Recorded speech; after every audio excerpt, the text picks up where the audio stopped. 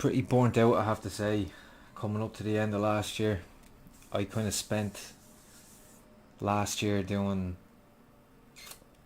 I used it. Everyone kind of, for better or for worse, had a lot of extra time on their hands, and I kind of tried to use that relatively productively, as much as I could at least. And but I think I bit off a little bit more than I could chew, and it wasn't too bad, but I got a bit burnt out towards the end. So it was nice to have a little time off. Played some of the controversial Cyberpunk. That was fun. And just kind of did nothing for a couple of days, which was, I have to say, really, really nice. So I feel a bit more refreshed now. So for those of you who don't know me, I'm Paul Deasy. I'm a lead character modeler. I'm working currently in the animation industry, but I've also worked with like games and so on as well. And today we're going to sculpt Hellboy. This is by Derek Loffman, is this concept. Usually on these streams I've been working on my own concepts, but just to start the year off I thought we'd start it kind of nice and handy. So I found a couple of I wasn't familiar with his work before, and I found a couple of like Hellboy, Batman, a few others. You should definitely check him out if you haven't before. He's got some real nice work. So I'm gonna go through the usual. I'm gonna go like through the process as I go and so on. For anyone who's watched my streams before, you'll be familiar with it. We're gonna block it out, and once we've blocked it out, we're going to weld it together with Dynamesh or Remesh by Union, depending. And once we do that, then we can sculpt into it a little bit. But the really important part is the blocking. So, and the trick with that is knowing what pieces to separate, I suppose. So usually when I start these, I'll be thinking of this first sphere, like the sphere I'm starting with. I'll usually that's the cranium, and work outwards from the cranium.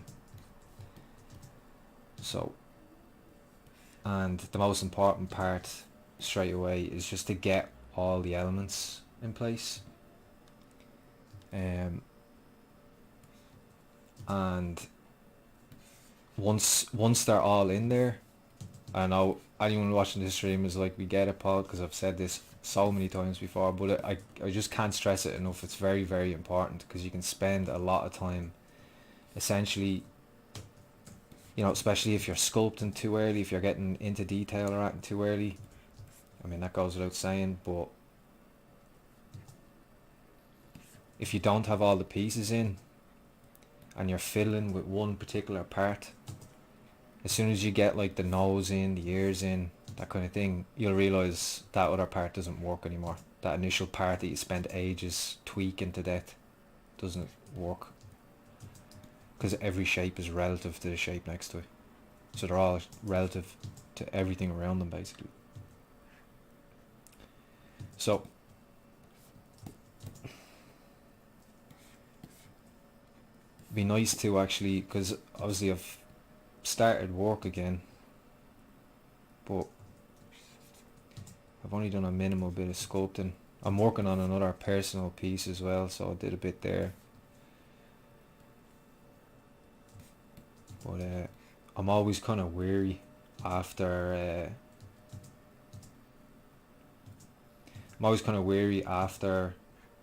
like a break of like, you need time to kind of warm up and stuff again.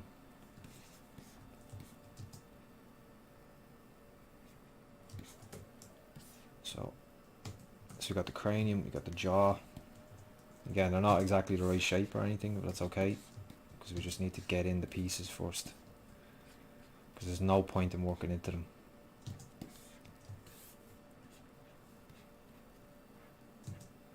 Until we have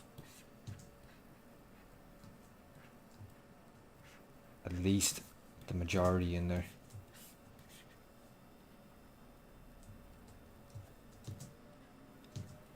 So I want this back of the cranium to slant into the neck and all that to be one nice cohesive line, as you can see there in the 2D.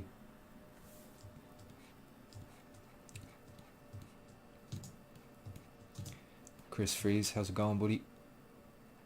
Shamsha size in. Matthias Cowrie.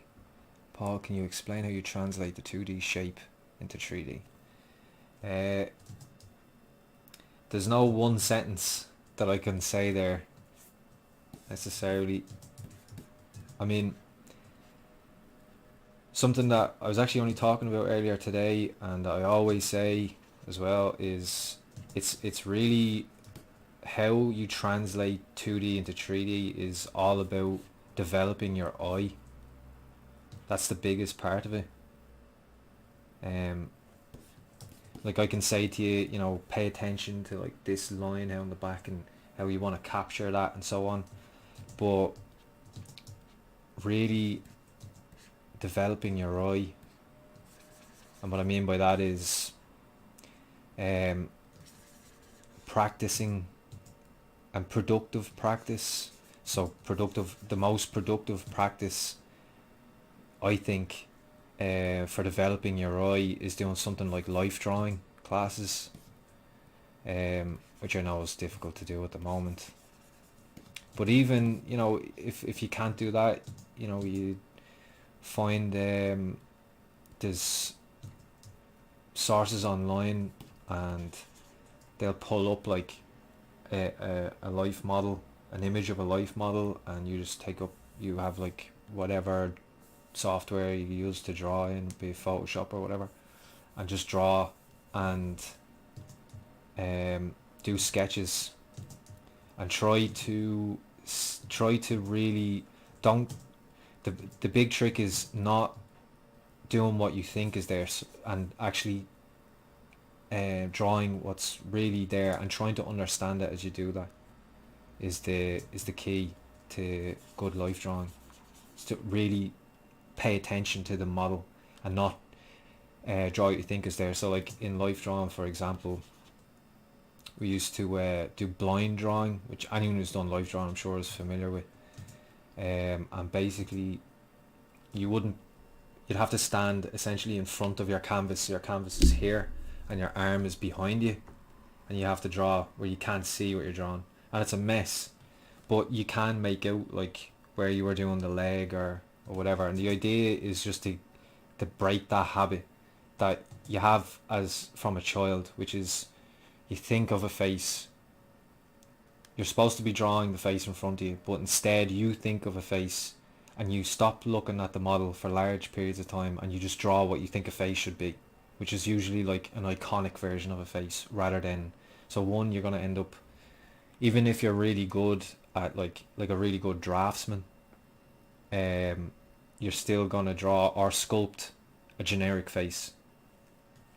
Or you're going to, that's where you hear sometimes about how people will put themselves in their work. So like, you know, if you have like prominent cheekbones or something, like a lot of your characters will end up with that same trait, rather than the cheekbones that were actually in the or on the model. So yeah, really it's developing your eye, and life drawing is a great way to learn to do that. To me, is like the most efficient way to practice that. So I'd highly recommend it.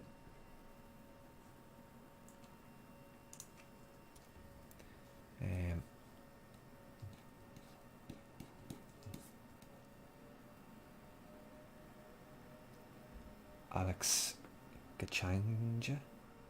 I is Irish. I am Irish. I.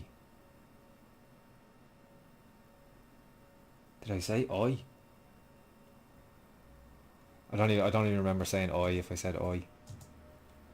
Oh, your eye is in your eye, in your head. Your eye. That's my. It's not. I is not. It's just how I pronounce it because I'm Irish. Not. It's not an Irish word. That's funny. Oh, I love it. I'm getting slack now over that. Yeah, that's like I can't not like I don't. It's hard for me to actually. I don't know how to. I. Does that sound better? I. This is me toning down my Irish accent, by the way. Like if I was talking to other Irish people, I get. I guess depending on your perspective, you could call it worse. Um,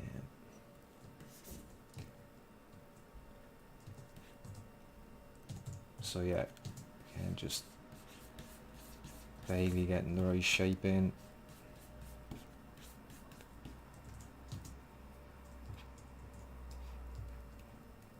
Good night, family. Irish people.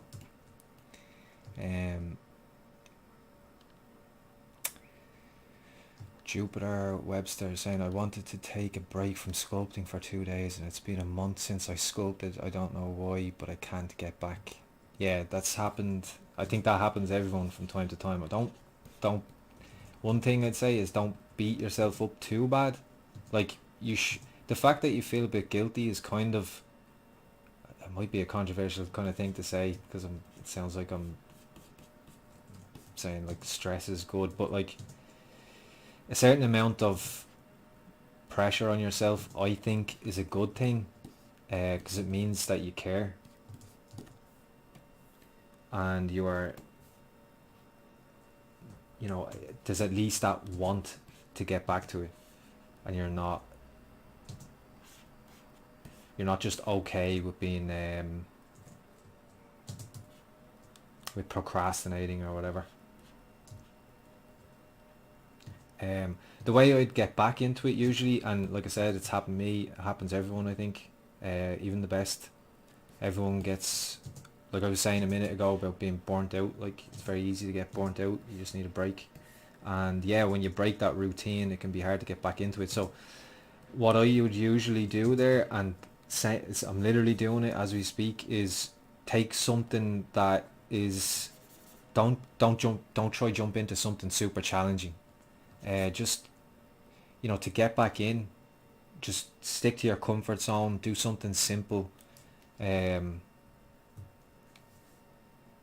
just like that, do a bust or something you can do in a couple of hours. Don't like try to take on like some massive project that's going to take you months when you're struggling to even sit in the chair.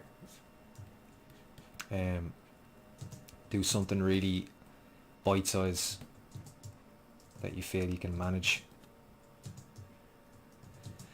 Watch some sculpting videos, watch some people sculpt, which I guess you're doing right now, so that's a good start. That can help. When you see someone doing something cool, you're like, kind of gets you motivated to do it yourself.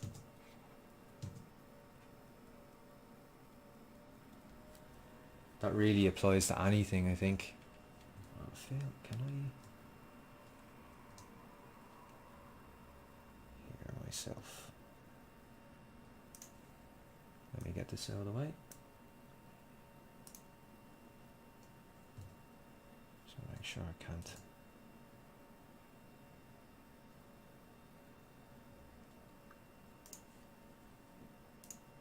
There it is. I had my own video open on another tab. I knew I could hear whispers of myself in the background. Sorry if you could hear that. It's gone now. Thought I closed all those tabs.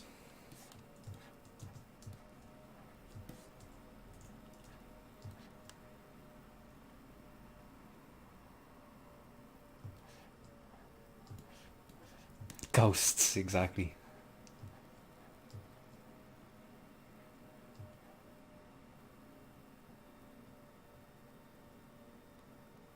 Catch up with the chat now. I know I'm missing a couple. Did anyone sculpt or anything over the holidays? Did you use that time to do some? Did anyone manage to go that route instead? I would usually kind of jump at the chance, but like I said, just from that year of kind of grinding, I used Christmas to, I used the break to slow down. Like the year beforehand, I would have tried to get some work done over Christmas, some personal work, like some stuff that I really wanted to do myself.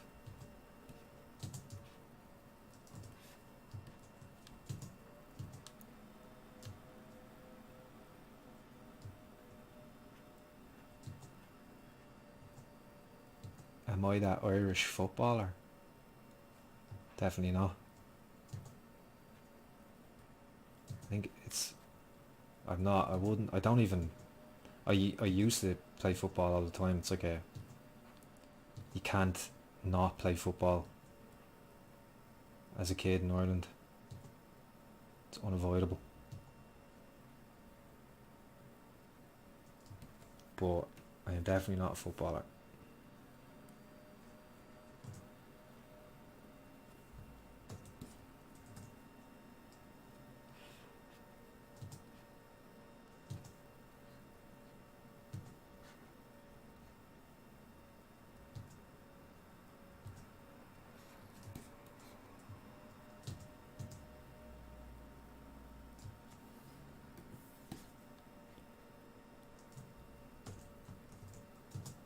Get these do the nostrils separately, I think, for this guy. I think.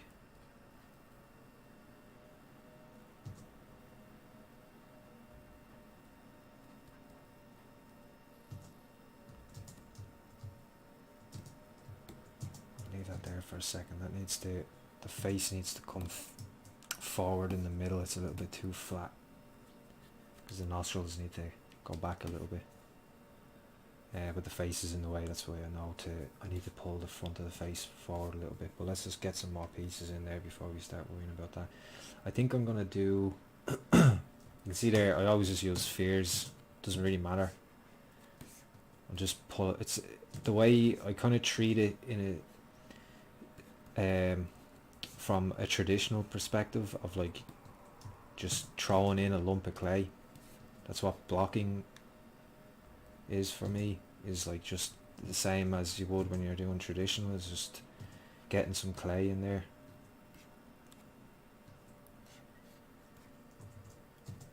And knocking it into place and then refine.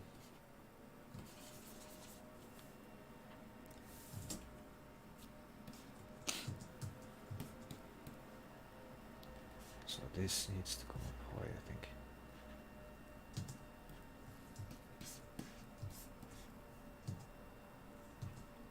This is going to be that big.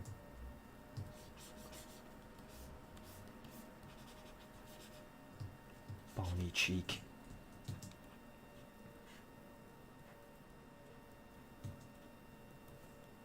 See, like this shape is really going to depend on the brows. The brows is going to depend on it. So sitting there and playing it for ages with the brows, trying to get them right without these in place doesn't make sense. And this is going to rely on where this sits on the nose. Again, we're just kind of knocking it in.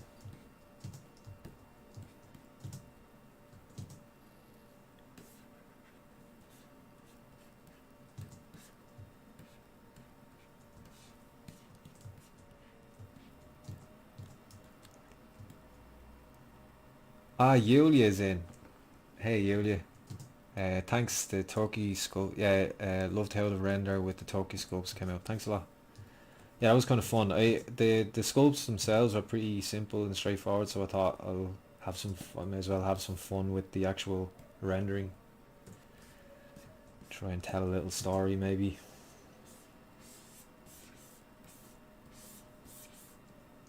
That's a good example of just something that was kind of quick and fun to do.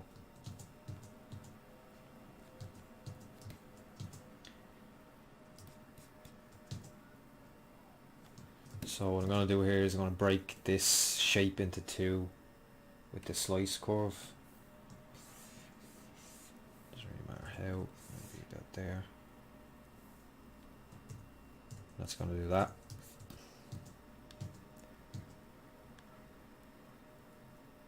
I'm going to just more or less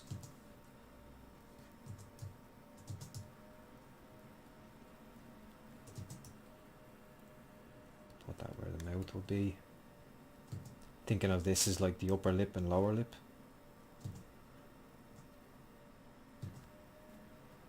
And then we'll separate them. And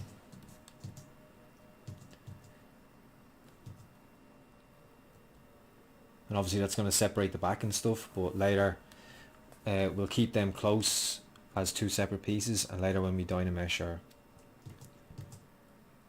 whatever way we decide to weld the pieces together, we can get that working again, get that smoothed out back here.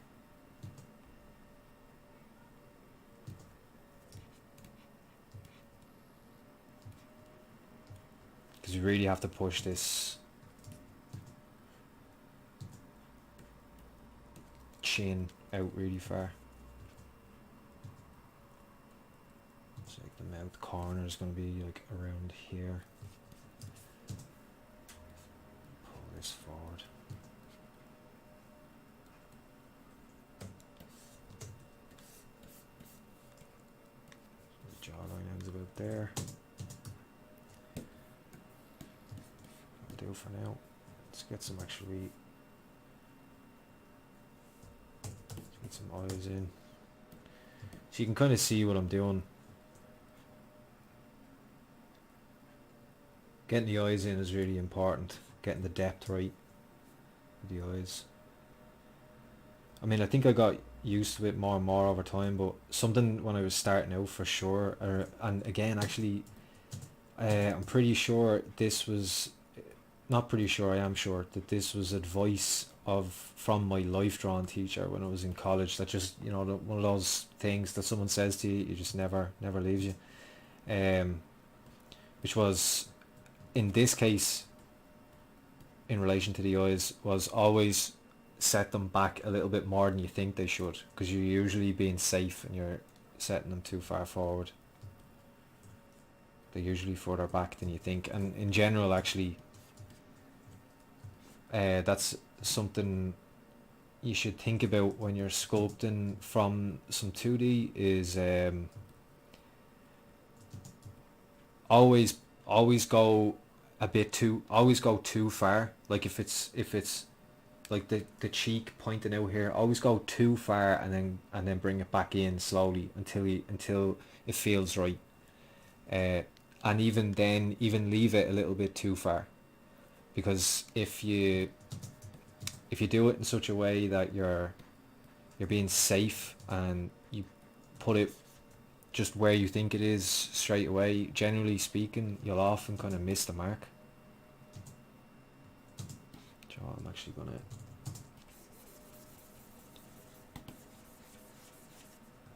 pull that in.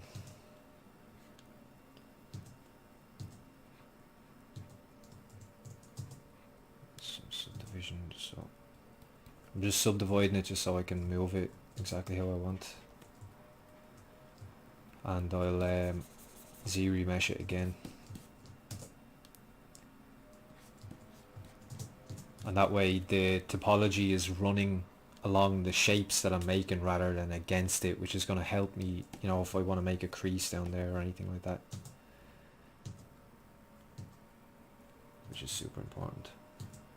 Something I think a lot of people miss. Well, a lot of people, certainly if you're using, like, if you're sculpting entirely in Dynamesh, then obviously that's not going to be a thing that you're going to do, because you're just refreshing the Dynamesh when things start stretching and stuff, and that's all you really are worrying about. But with this method, I think is a bit better for if you really want to, it can be a bit better for controlling your shapes, because they're separate from each other, so you can move one shape without worrying about the shapes around it getting skewed or messed up or losing edges or smoothing the wrong thing. So I'm just making a quick eyelid.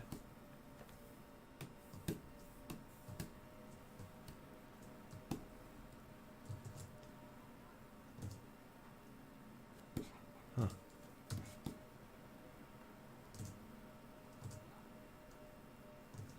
What was that? Something doubled.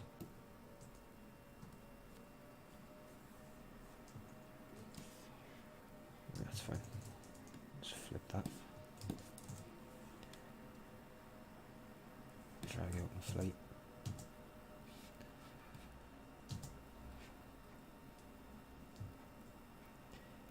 I know some people had asked me about my UI, that they wanted my UI, which I have on my Discord, which you can get from, there's a link tree which just gives you all my social medias. You'll see it's in the description of my Instagram, which is just Paul Deasy Sculpts. So if you find my Instagram, you'll be able to get the link to my Discord there, where there's a bunch of people like uploading work and stuff all the time, and giving each other feedback and stuff. And when I have time, I'll also give feedback on the Discord, which I've been somewhat neglectful of in the last while, if I'm honest. Like I said, just at times it can be hard to get the time. But I definitely, anytime I have a spare couple of minutes, I'll try to give some feedback on that as well. And yeah, then there's a resources thing in there where I have all my shortcut keys and UI, if you wanted to kind of follow along.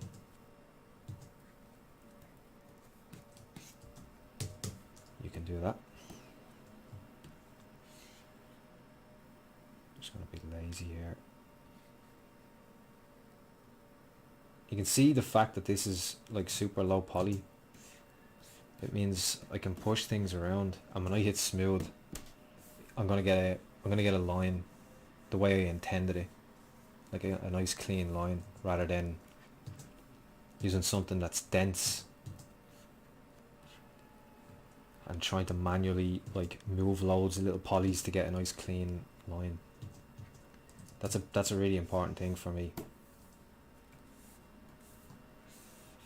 Something I concentrate a lot on when I'm sculpting, is making sure that my lines are as intended, they're clean, they're where I want them.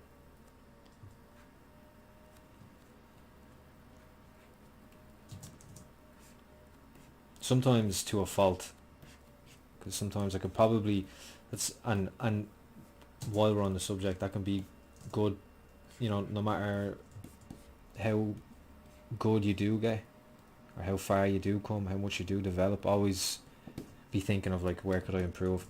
And something that I've thought of is maybe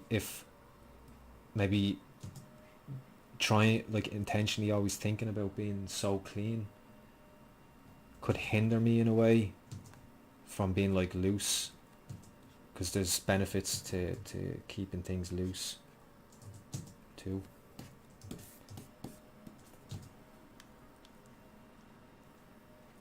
I want to keep this pretty straight for now. I'm going to obviously break the symmetry later and open this eye, open the right eye, well, screen right eye, his left eye. But definitely for this side I want like that like straight line that you can see there.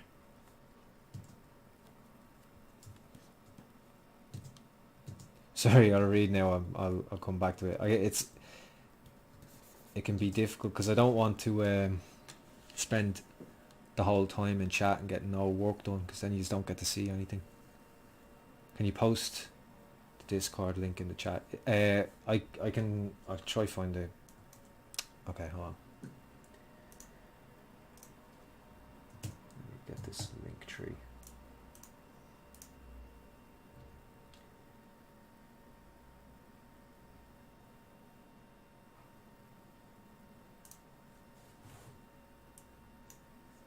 I'll post it in the chat.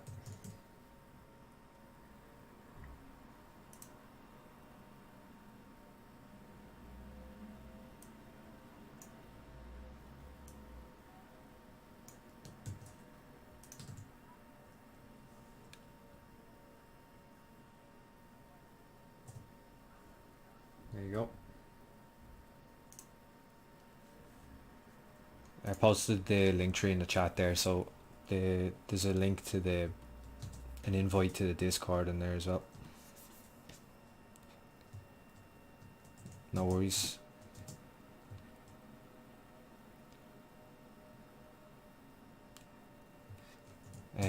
Yeah, sorry, because this was something that I was talking about a little bit before Christmas on one of the streams, and I asked chat which they preferred, because I did a stream and told everyone beforehand that I was going to try concentrating the sculpting a little bit more and a little bit less in the chat, because up to that point I was concentrating very much so on the chat, but I felt like I wasn't getting enough work done. Like, I felt like I was kind of doing people a disservice because they were there to see the sculpting, and I wasn't getting very much sculpting done.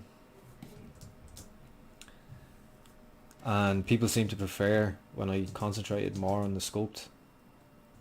Not ignore the chat now, but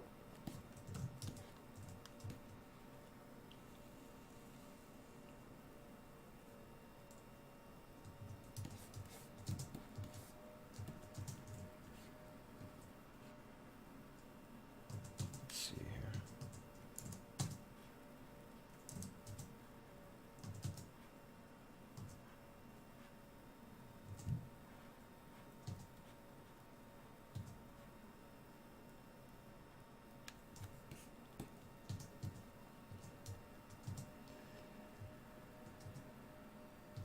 Thank you. I'm going to call you Mikey786.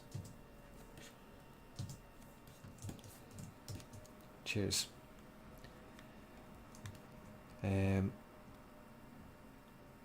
How to make a hole between these groups. So yeah, Valesco, I'm going to show you that shortly. I'm just going to get the pieces in first, and then I'll split them out, so you'll see how I do that. Shouldn't take too long.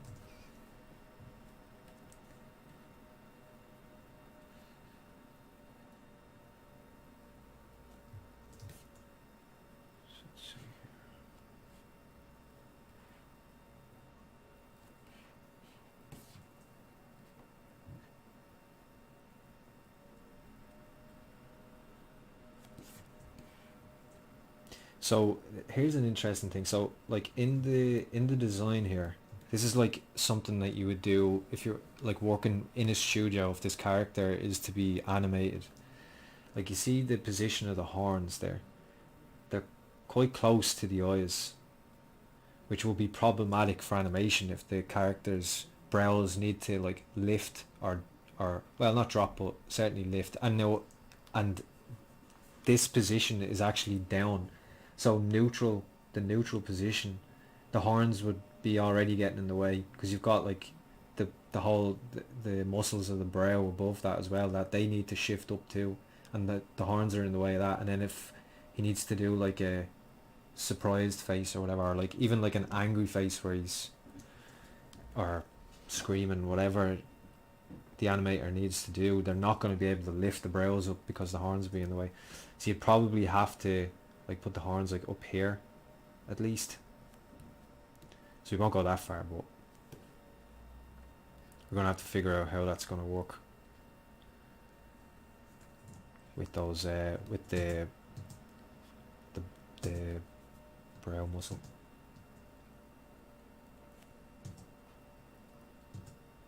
The brow bits.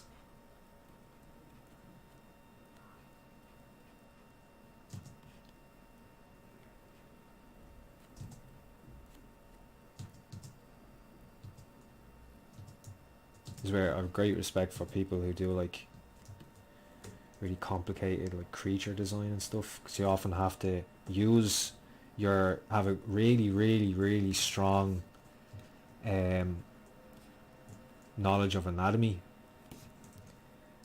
in order, because with like creature design, the anatomy is not anything that you get on Earth, so you have to break the rules. But in order to break the rules, you have to know them first, and so you have to have a really strong understanding of anatomy before you can start to make up anatomy. Because obviously, if you don't know enough about it, then you start to try and make stuff up. It's gonna look really unconvincing. So you have to, especially at a professional level, well, absolutely at a professional level, you really have to know your anatomy. And anatomy of like humans, all sorts of animals, quadrupeds, fish, insects, everything, because you have to like merge them all together.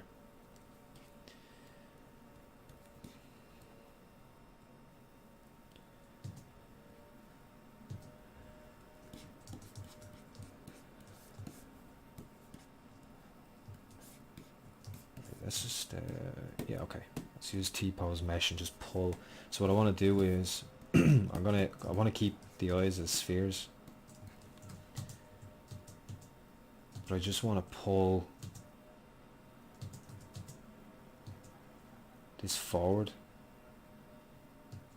with a fall off here, so I'm not really pulling the sides, I'm just taking the flatness out of the face.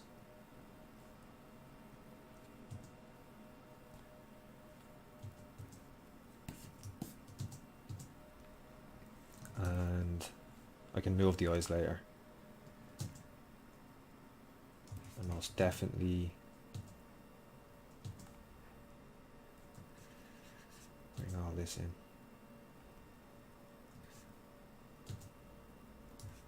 Because I'm making his head too thick.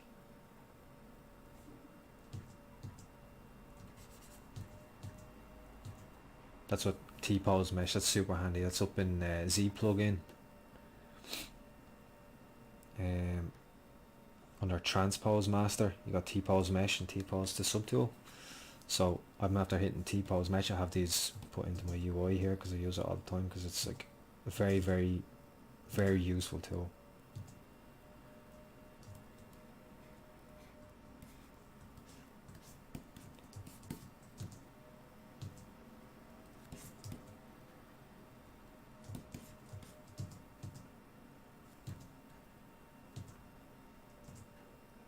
So we can move, that will let me move all the subtools at once.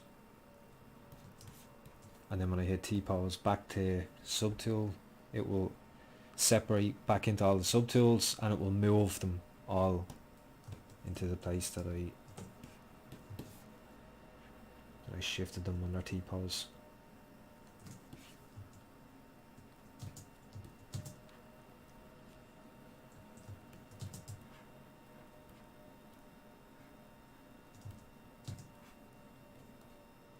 So I want to get that inside eye depth back a little bit, because I'm after pulling everything forward there.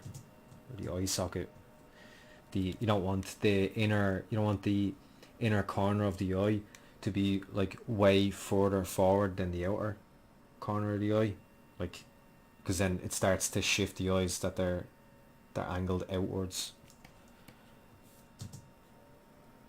which is not what we're going for.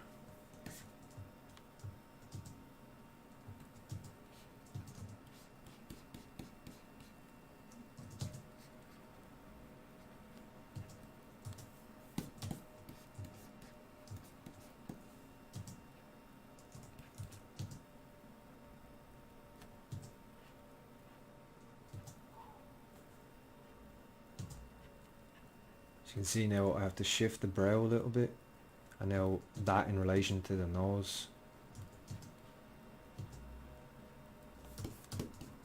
So on. So let's get something in for the ears.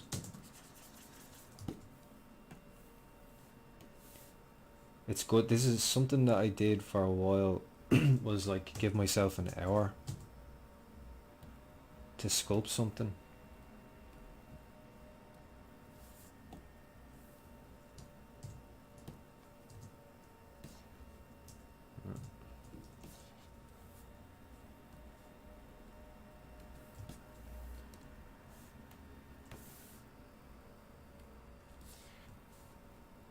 There we go. And that can be really helpful for making you focus on the big shapes, because you've only got an hour.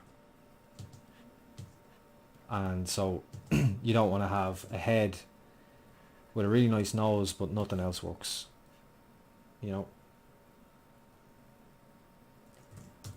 You really need to, it's the same, and again that comes back actually to life drawing. That's something you do in life drawing. You do like quick poses, so you're forced, your brain is forced to look for the main shapes.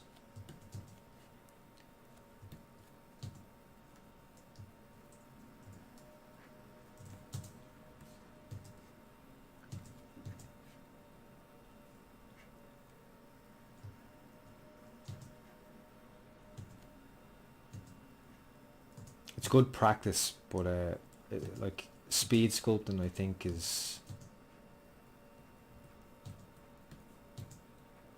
it's good in that way to practice, but it's not something you want to be doing all the time. You know, you need to also take the time, like take your time with a sculpt and really flesh it out. Like there's a difference between setting your goal as like I'm just going to do a speed sculpt and rushing a sculpt.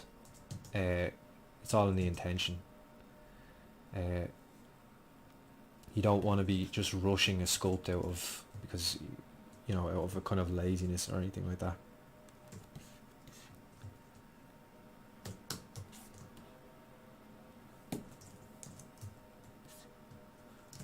So I got that there, so I'll use my slice curve again.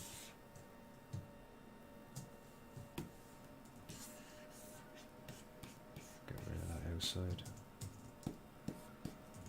Delete hidden. Close holes. Zero mesh is low. Hit zero mesh. Oh, local symmetry's on. Turn that off.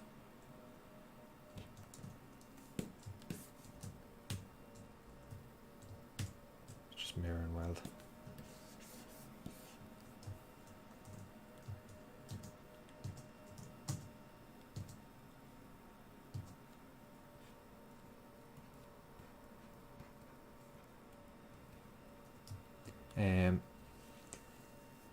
Technique fabric. I have a question. How can I keep my export file size small, because I made a simple stylized object and it was about 1 gig when I export it to an FBX file. Is that normal? I mean, no, I wouldn't say so. I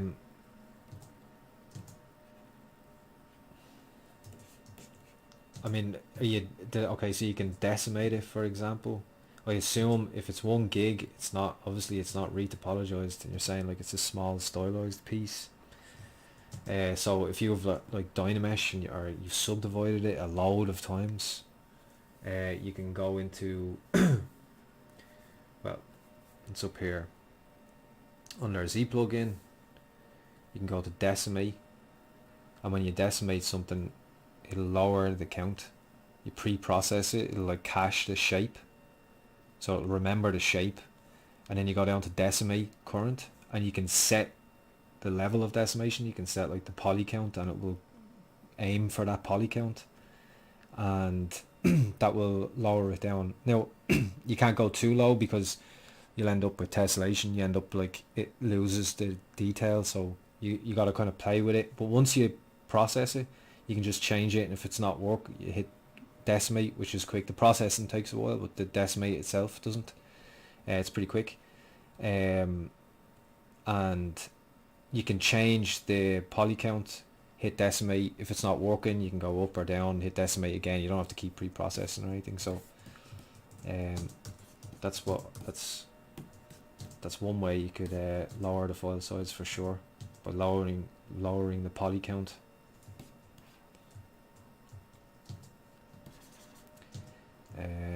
bone and how should I start to learn anatomy?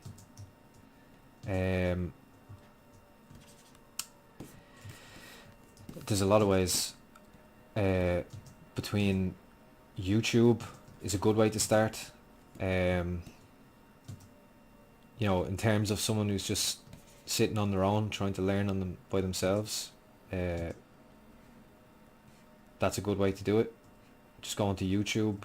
There's loads of tutorials, like free content, that will more than get you started, and like talk about how the proportions of the body work in relation to each other, how like where muscles are, what they're called, where they connect. There's no like one tutorial. It takes a while. Anatomy is not something you learn overnight. Like, it really is something.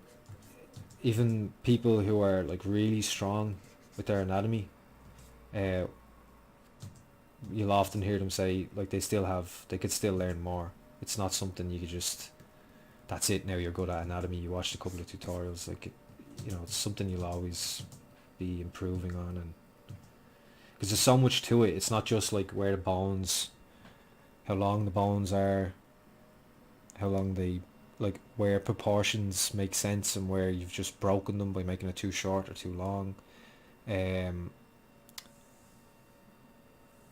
Like I said, where the muscles meet, but then also like where fat deposits on the body, how to like break down anatomical shapes into simpler forms that you can, like, because usually you want to work from a broad start, so you're getting the general overall shapes, and then you start to get more and more detailed, like we're doing here.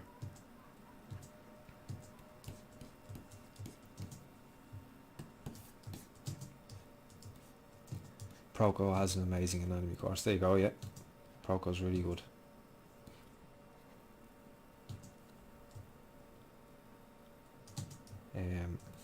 I learned a lot of anatomy from doing life drawing, and then from YouTube over the years as well.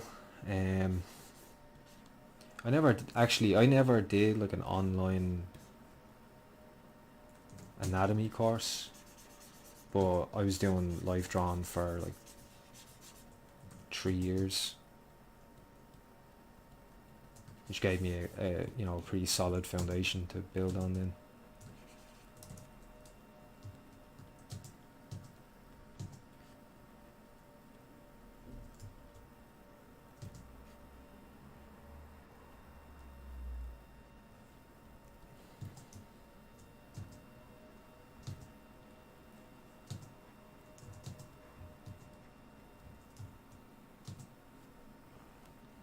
A Turbo Tsunami, Anatomy for Sculptors, have some great vids on YouTube also. Yeah, Anatomy for Sculptors is really good. They have great books as well. I have one of their books there. Actually, I'd recommend that. Hold on, I'll get it for you. Yeah.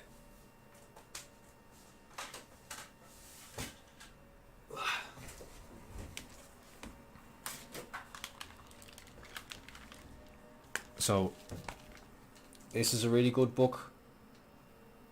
I would highly recommend that. So Aldous Zarins with Sandis Kondrat's Anatomy for Sculptors, Understanding the Human Figure. Really, really good book. Great, even like, when you know anatomy well, like, it's always good to have reference, and it's really easy to just flick through this and find the reference you need and stuff. So yeah, like, top-notch book. Couldn't recommend that more.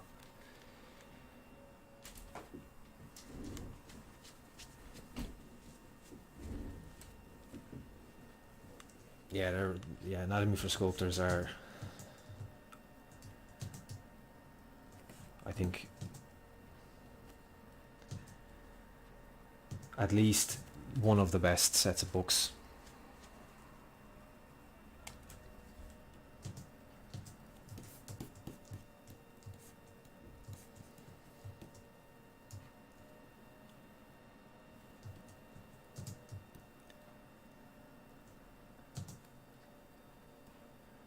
Alright, so I'm thinking about how the cheekbone is going to work here. I want the brow to kind of sit into it like that. I want this plane to be here, and the light's going to catch that, which is going to be really nice. You get to the point that you're doing your renders.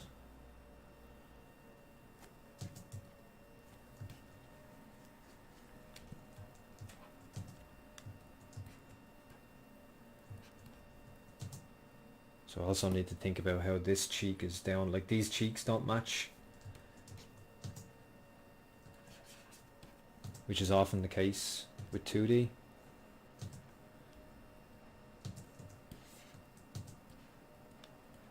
One side doesn't match the other.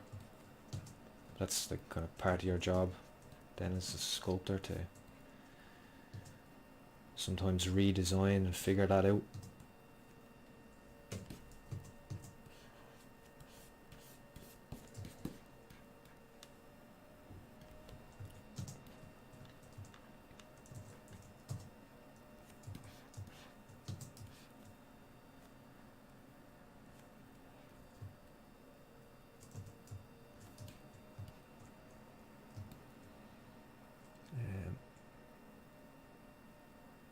Let's make sure I'm not missing anything. Write an object by Z.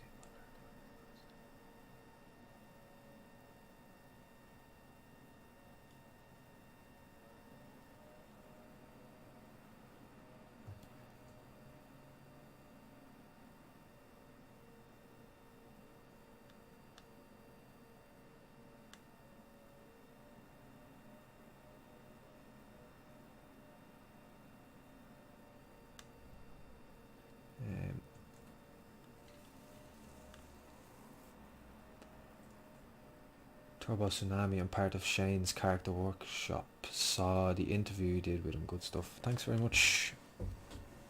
Yeah, that was fun. I love that man. He's a legend. I love chatting art with Shane, because we geek out over the same stuff, and it's really satisfying. Because I have obviously people that I work with and stuff that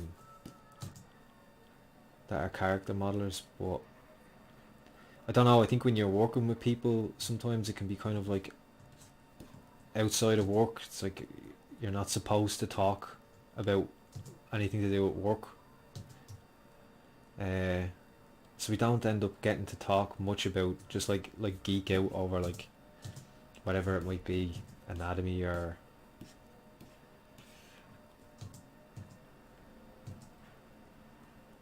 just shapes.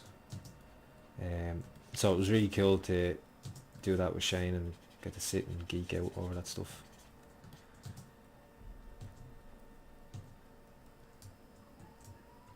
Over ear nubbins. Was it nubbins? Yeah, nubbins, yeah. Alright.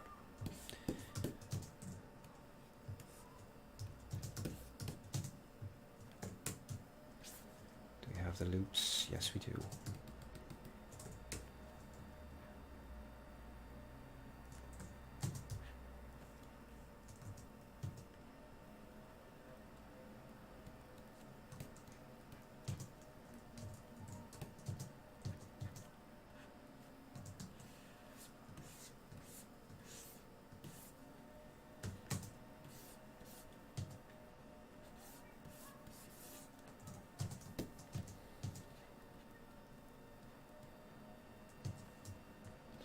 This into place. So like here, for example, what I want to avoid is having, see how now this line and this line are symmetrical.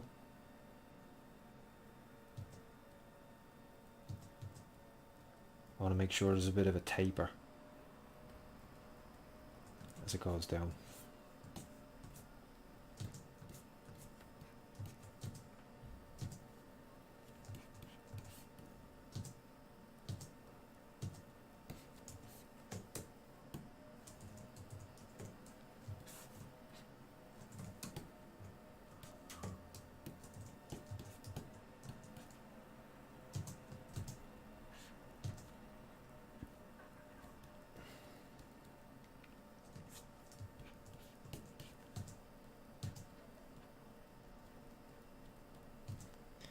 get those edges on the ears.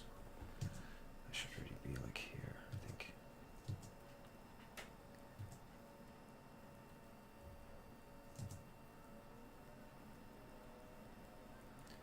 So if I'm honest with myself, I could probably even do it lowering the topology on this a little bit more, would make it a little bit easier. You see the way I have to keep playing with it back and forward, like these little tiny movements to try and get the lines nice and clean.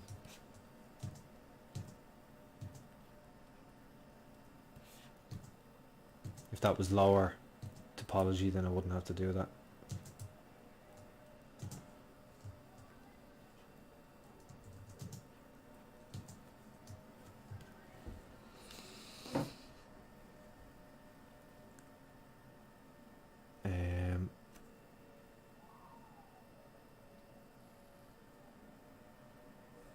Mark Johnson can recommend the artist's complete guide to facial expressions. Cool, yeah, I'll check that out.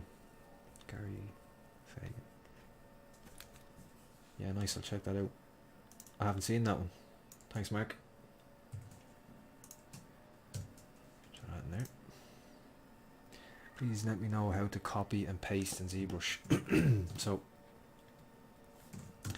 there's literally copy here and paste. You'll get a second.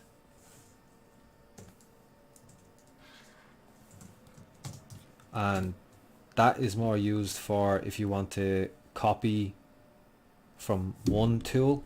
So these are your tools up here.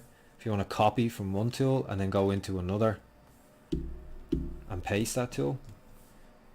But generally what you can just do is here you've got just under copy and paste, you got duplicate. And I have that hotkey to control shift and D. And that way I can just do it on the fly really quick. Because it's something that I would probably do. It's something I do quite often.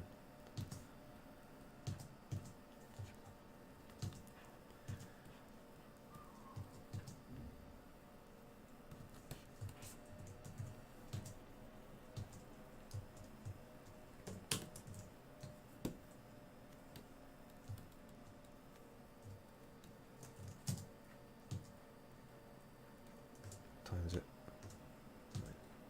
Oh, good. Or even be sneaky and stay on a little bit longer to make, because I don't think anyone else is on after me to make.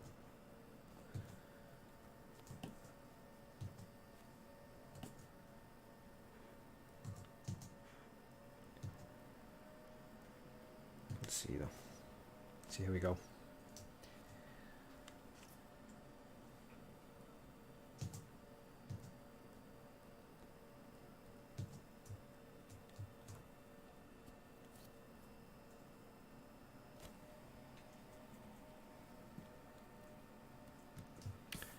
Can you duplicate masked areas? Okay.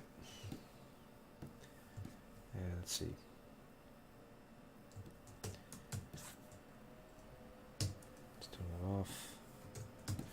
So you've got different polygroups and you mask one and then you drag with control.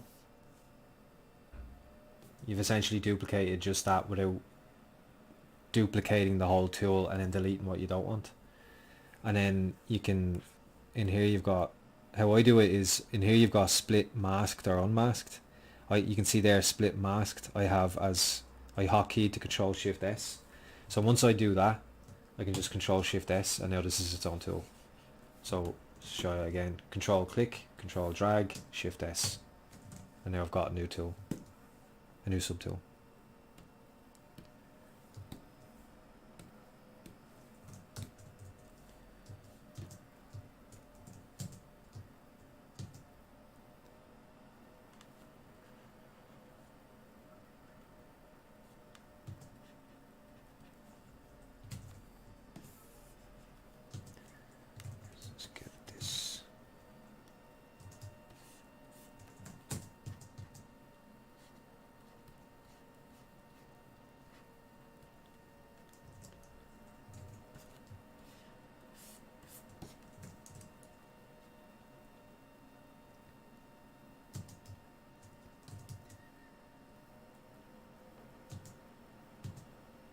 See, I'm just making it sure that where this pinches and then it comes down here, but it's still getting a nice curved surface, because the light's going to hit it and it's going to show up when you don't do that kind of thing. Look, I've not got symmetry on them.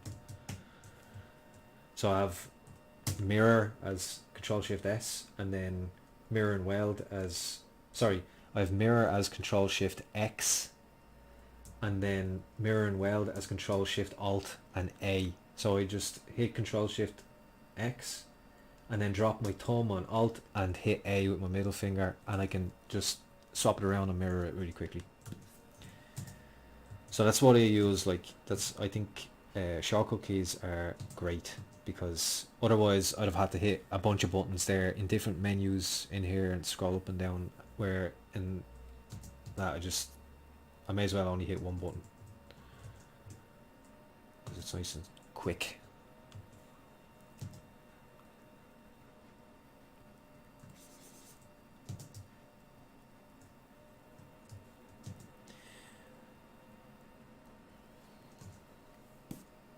That's not even like, that to me is not even about like trying to be super fast, like a super fast sculptor or anything. It's just, you know, making its life a little bit easier, so you don't have to concentrate on, you spend less time in the menus and more time sculpting.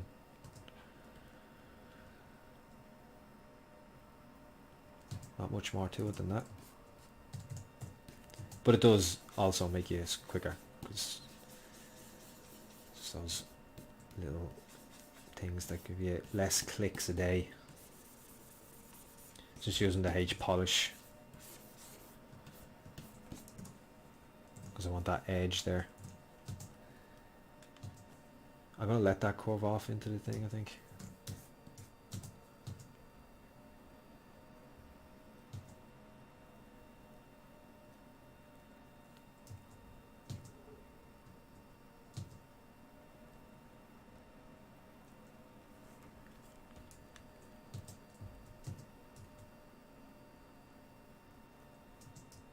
Actually, do you know what? I can see that this messed with the symmetry again. There you go.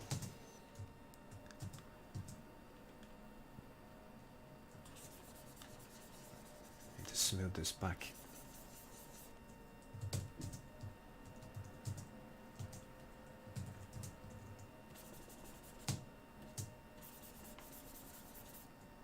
Because I didn't quite get that shape right. Needs to be something more.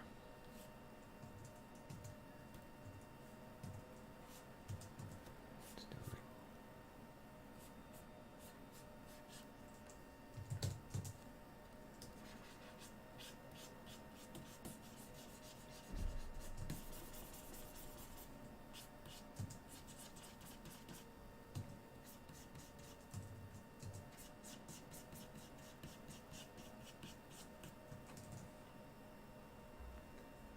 This kind of thing. Just a pinch there a little bit, just to get a bit of an edge.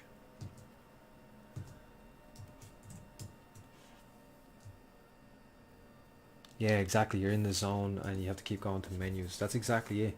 There's a phrase in psychology for when you're, as you say in there, in the zone. And I think the way psychologists, as far as I know, I'm not a psychologist, so don't quote me.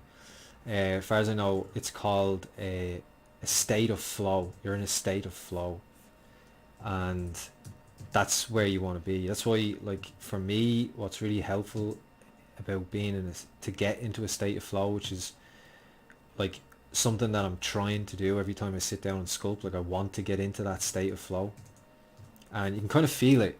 Everything else, that's when everything else just melts away, and time starts to not make, you don't register time anymore, and you're just in it.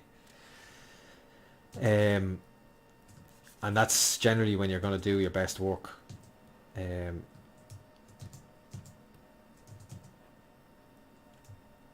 that's something that helps me do that, is like the right kind of music.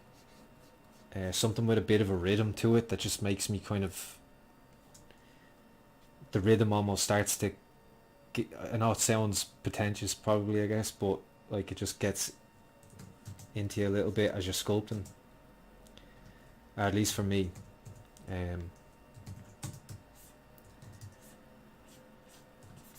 It's like I listen to like I like something with a nice definitive rhythm to it, a nice like bass line that, you know, something that's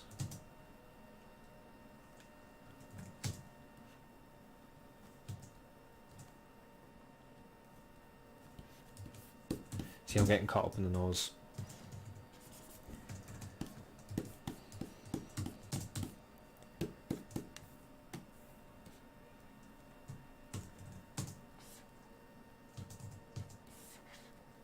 I caught myself doing it.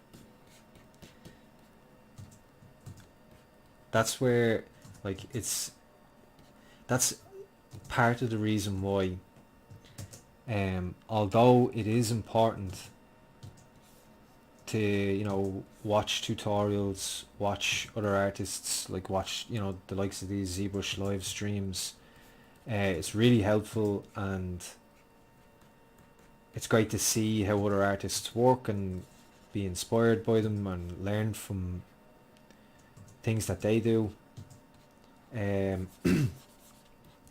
But there's a certain, like, the only true way to see how someone works is to sit kind of behind them, out of where they don't know you're there really, and just let them get into a state of flow, and then you'll see how they really work.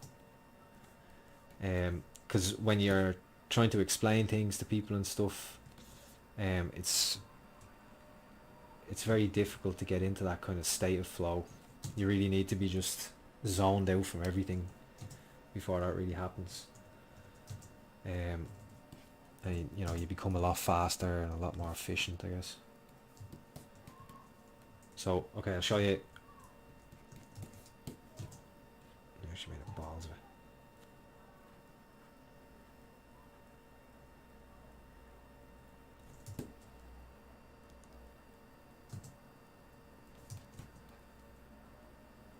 There we go. Close enough. And just for the sake, just for the sake of being clean, keep groups and ZBrush again. And we get nice clean between it. So it's keeping the poly groups and then ZBrushing, which will give you it'll give you an edge right along the poly group. And then we can just we can just go group split. Now we've got two separate pieces, and now we can like do whatever we want with this. To me, actually, this almost looks like square.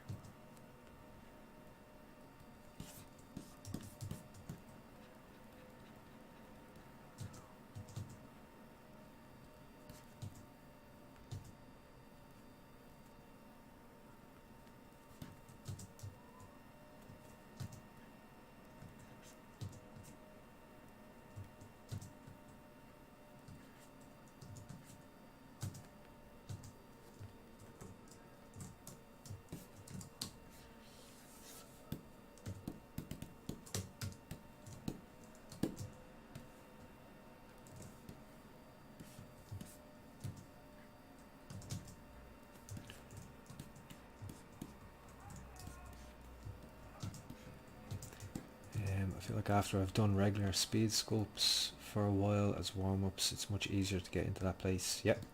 Yeah, warming up is always helpful.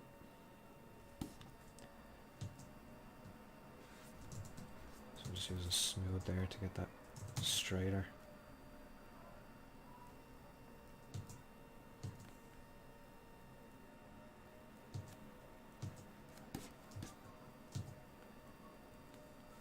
Double on that.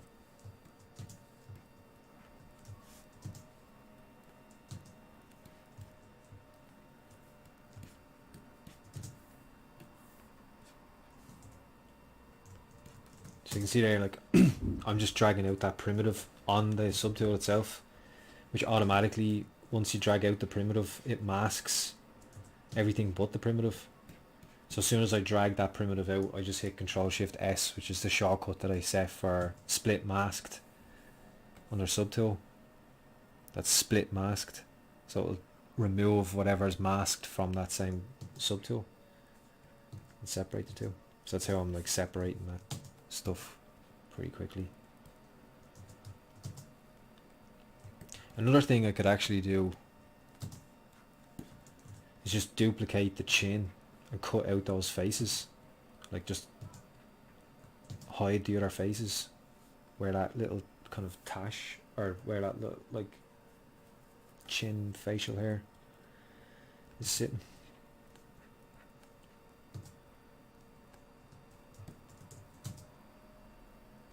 So we'll just get it more in the ballpark. We'll just, it's essentially like a placeholder.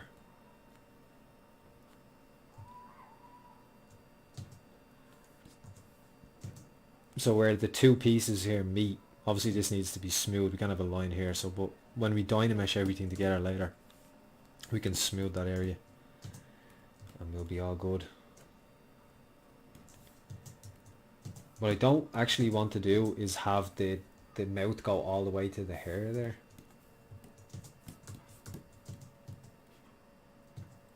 Because I don't think it's going to read very well in 3D. That the mouth flows all the way to the hair.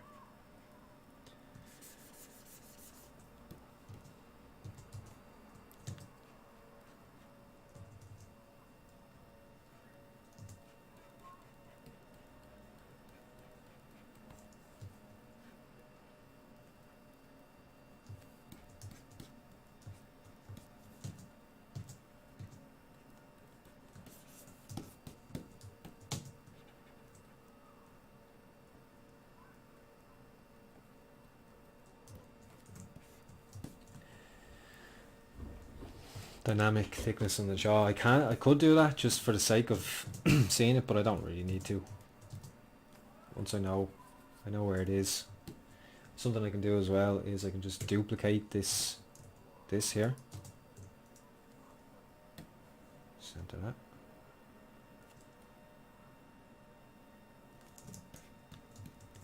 I'm just going to use this as the teeth.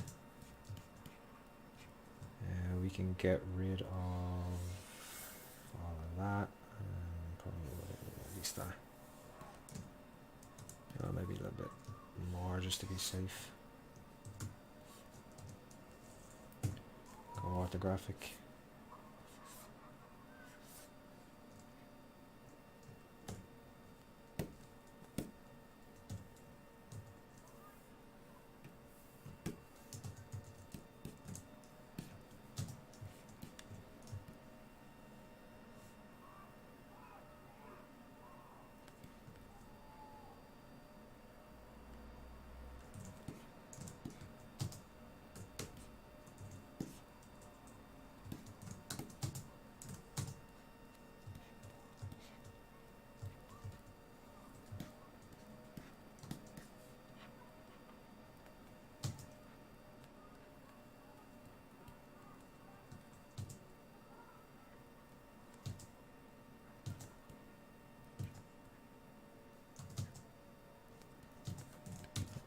Later then.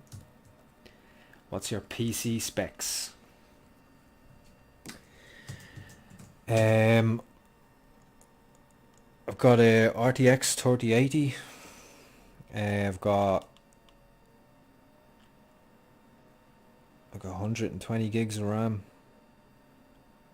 AMD Threadripper 64 core.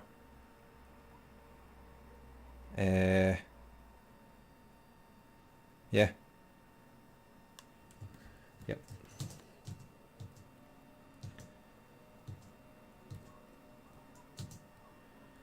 It's not a bad joke. Actually ran Cyberpunk pretty well, so that'll tell you.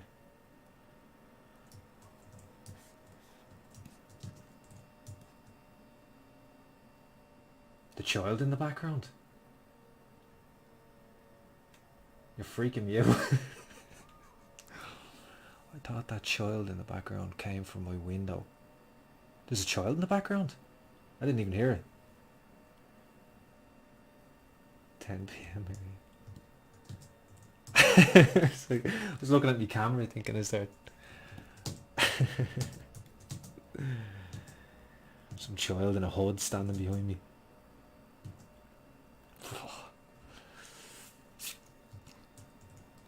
I didn't even hear. I had the earphones on, music playing as well, so obviously. Did you hear what the child said?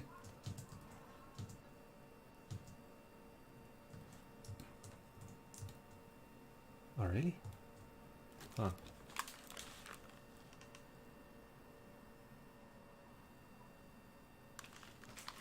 I can't hear that now.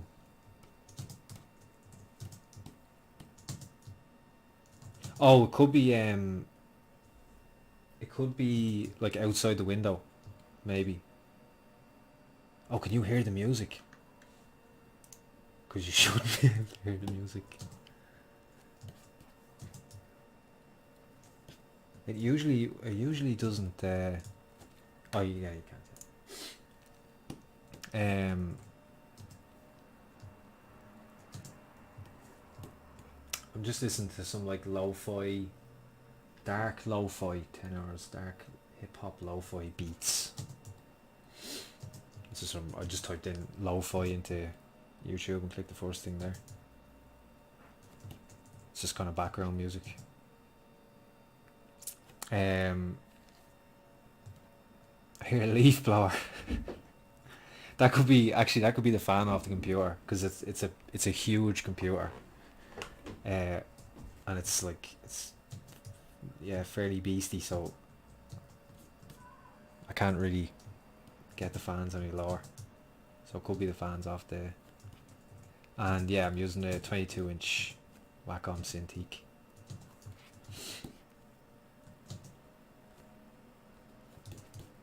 I actually had the Pro, and I got rid of it and kept it. Like, I'm using the Wacom 22 HD, like it's fairly old one now, but I just prefer it because it's just the screen. There's no buttons on it. I used to always hit like the buttons in the top corner and stuff, and it was driving me crazy. So I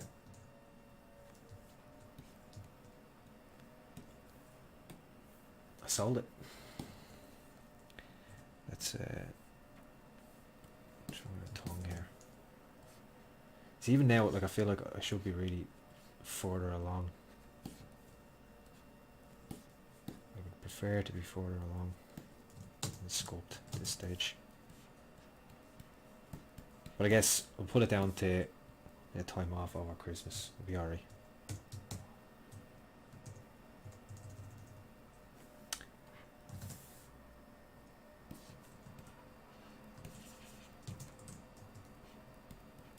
Forgot about symmetry again.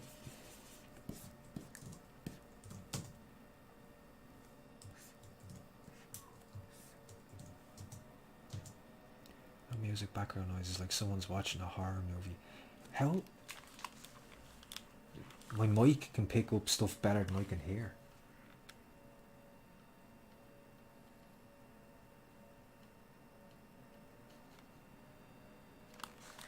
Yeah, I can't hear anything. I'm gonna find out later now what that was.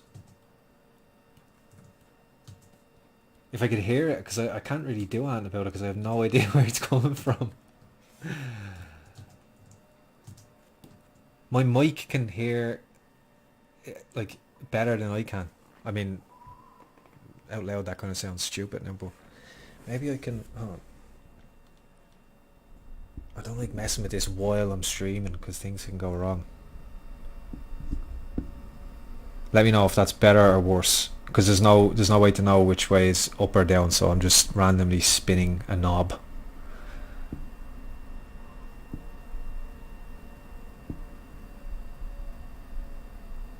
They could be messing with me. Worse, okay. Hold on. Right, that's all the way down then, I guess. It was fine as it was. Right, I'll leave it there. I'll leave it there.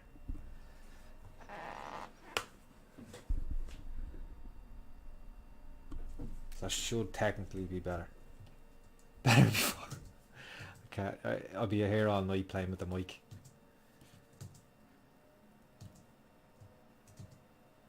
Yeah.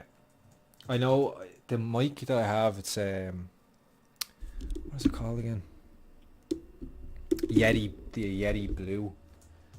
I got it on recommendation, and then after I heard like some YouTubers and stuff saying how they had it and they got rid of it because like you could the phrase I think I remember hearing was you could hear the rats in the walls.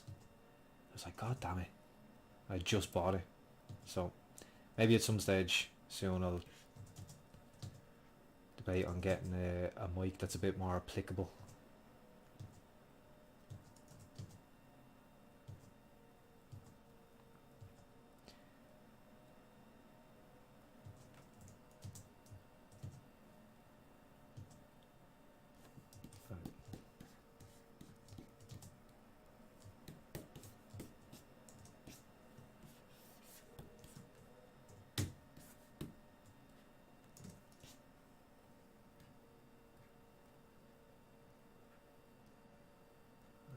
Focus on this for a minute.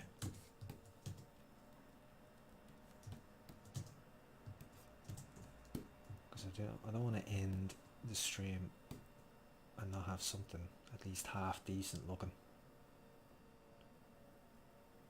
to reflect on.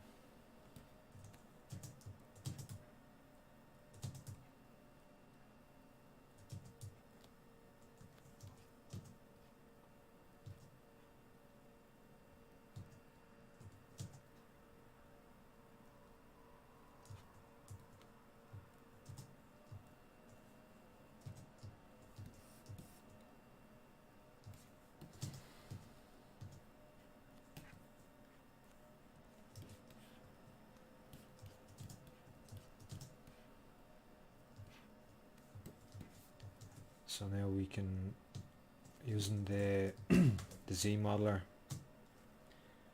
and faces, we just extrude this in. There's our upper lip.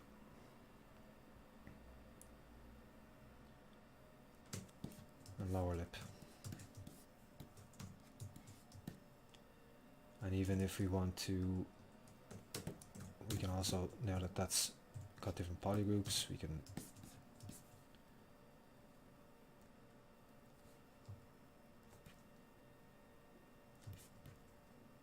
manipulate the inside without affecting the outside.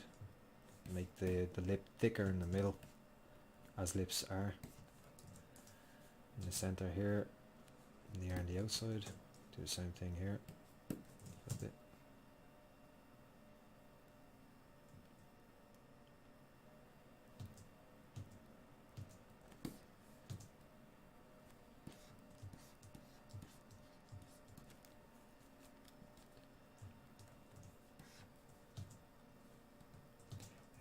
It's nice mentally to end on a good note. Yeah, exactly.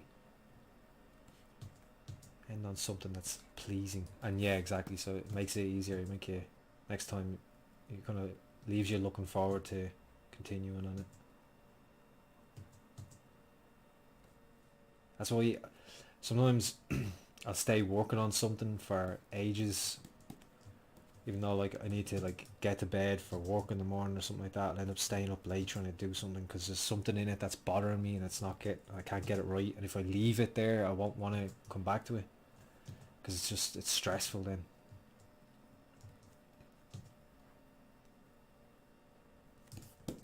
Right, we need to go back into T-pose mesh because I just noticed the length of the face is wrong. Oh, what's that? The teeth. Push you in. Is that the teeth? Oh. So I can see also this is showing me that this is inside out. That's okay. We can get that after. So let's just mask this.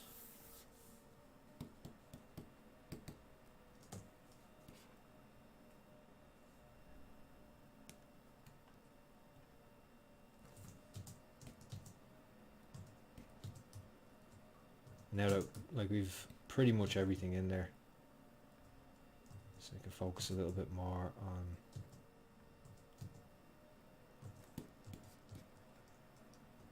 getting those shapes back.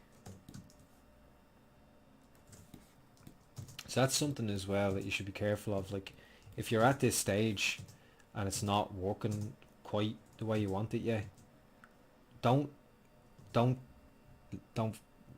like stop using it, or don't stop working on it, and also don't just accept defeat and just leave it as it is, you know, dynamesh it and render it or whatever. Just give it some extra time, because this is usually where you'll start to figure it out.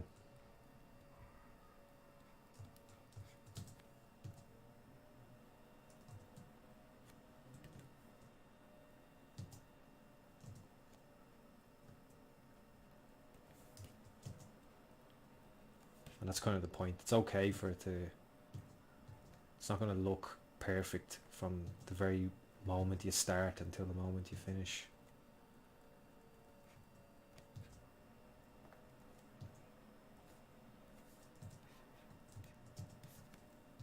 Remember Matt Thorup,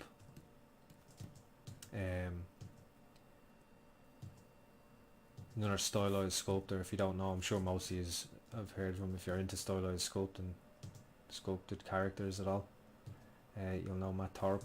And he did a Batgirl like ages and ages ago, and fair play to him, he actually posted like on his ArtStation like the first whatever half an hour of when like the sculpt is, he's kind of just doing that block in stage, and it's super messy and clunky looking and weird, just to show people who are learning ZBrush and stuff that look, it doesn't have to, if it doesn't look great straight away, that doesn't mean you need to abandon it. That's normal.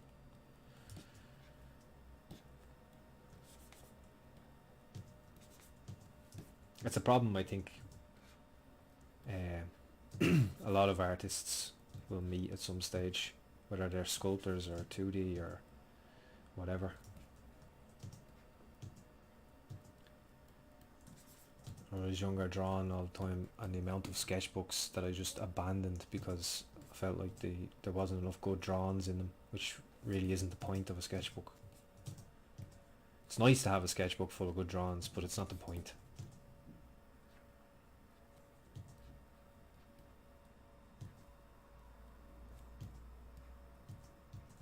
You shouldn't be setting out to start a sketchbook with that in mind, if you know what I mean.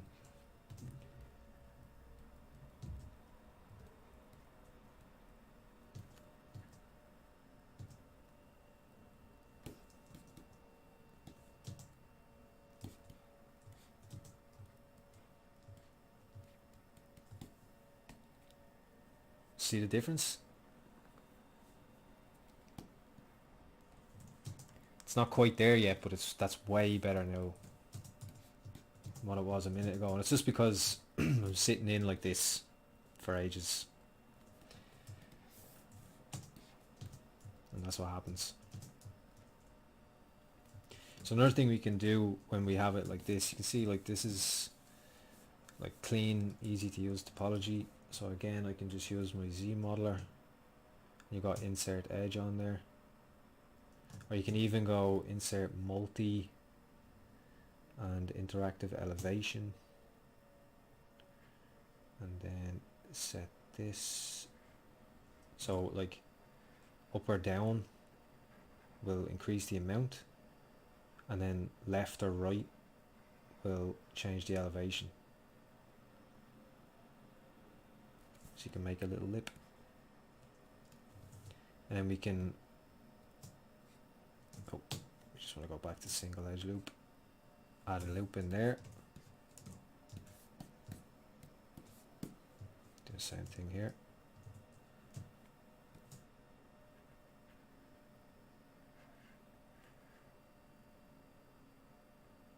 Something like that. I'm not gonna make a full big round lip, but it's nice to have a bit of a curve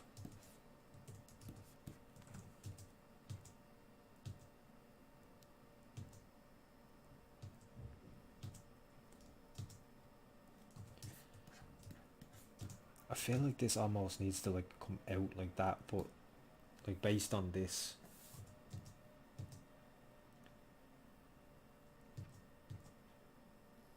that's gonna be the trickiest part of this sculpt for sure. We also need to, I think we shifted the mouth around earlier a little bit and didn't have the right curve then, so we'll just pull this down there.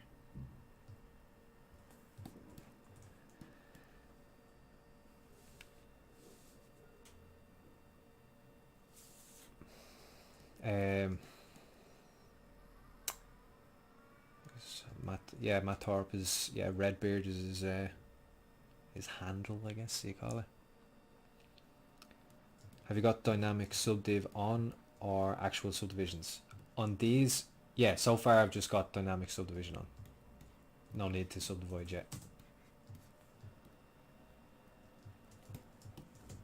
I can do that on a few of these. I think there's there's two subdivisions added onto this one. It's dynamic as well.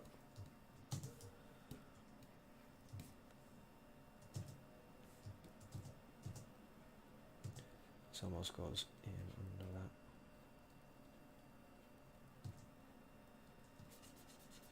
I'd like to actually do a really graphic render with this guy too. Will be fun.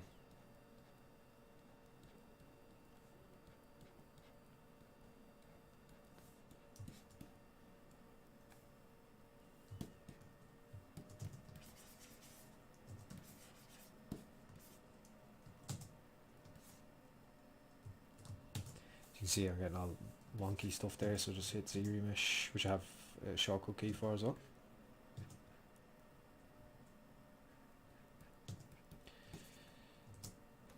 Do you do realistic sculpts when you work, or is all your work stylized? Generally, my work is stylized. I used to always do more realistic stuff. Like when I started using ZBrush, and for the first like year, I was always doing more realistic kind of sculpts.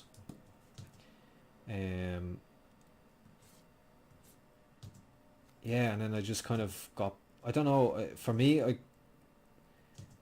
like in terms of my taste and stuff, I don't mean this like there's anything wrong with more realistic sculpting, but for me, it just, to my tastes, it became, I got a little bit bored of doing realistic sculpting, because I felt doing stylized just, I don't know, just felt a little bit more involved for me now.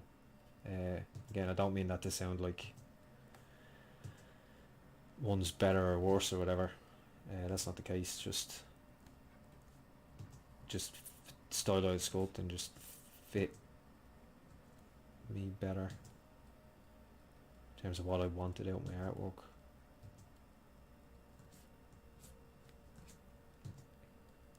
But like, to do stylized and to do it well, you need to understand how real anatomy works, and you can't skip that just by doing. And I think that can be something people misunderstand sometimes, you know.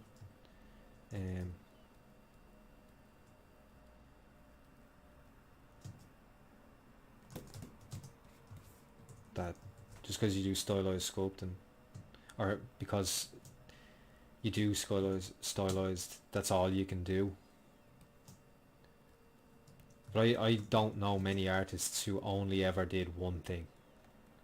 In fact, the only artists that I know of that have only ever done one thing are either beginners or people who are just like hobbyists and they just draw manga characters or something the odd time, and they're basically copying.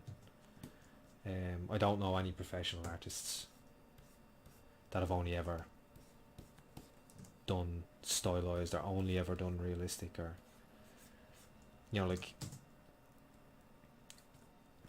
I don't know, like Rafa Grizzetti is a more realistic sculptor. those characters are to a point stylized, but yeah, they'd be much more towards realistic. But he still has examples in his portfolio of stylized characters.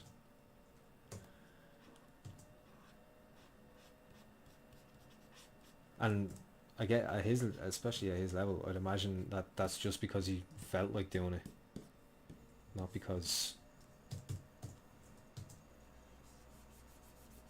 I wouldn't think it's because he felt he had to or anything, you know. I think once you reach that kind of level of your career, you don't really have to do much at all. Kind of, you've earned the right to do more or less what you want.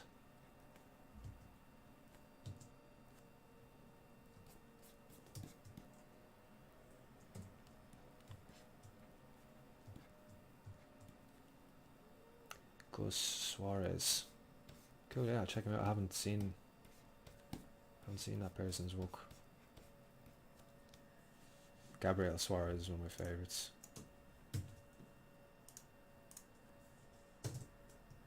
Keep a little notepad open now for any little nuggets of wisdom you just gave over the chat, so I can quickly copy and paste it.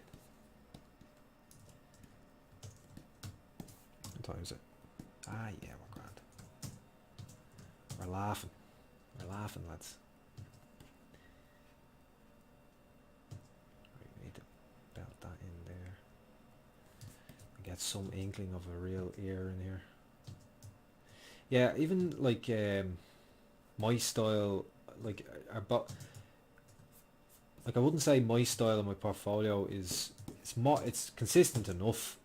It's not inconsistent, but I tend to switch between like super, like almost like 90s cartoon stylized and more comic booky type thing like this. Because I like if I did this all the time, I get bored of it, and if I do like 90s cartoon type style all the time, I get bored of that. So I like to it's a requirement that I change it up, or else I just get bored.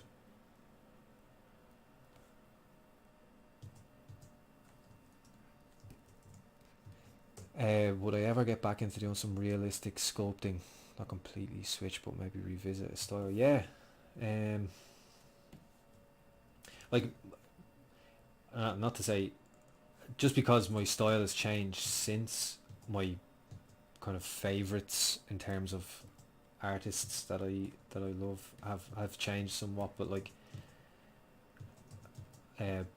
back when I started sculpting, and I still very much admire him now. When I started sculpting though, all I wanted to do was to be able to sculpt like James W. Cain.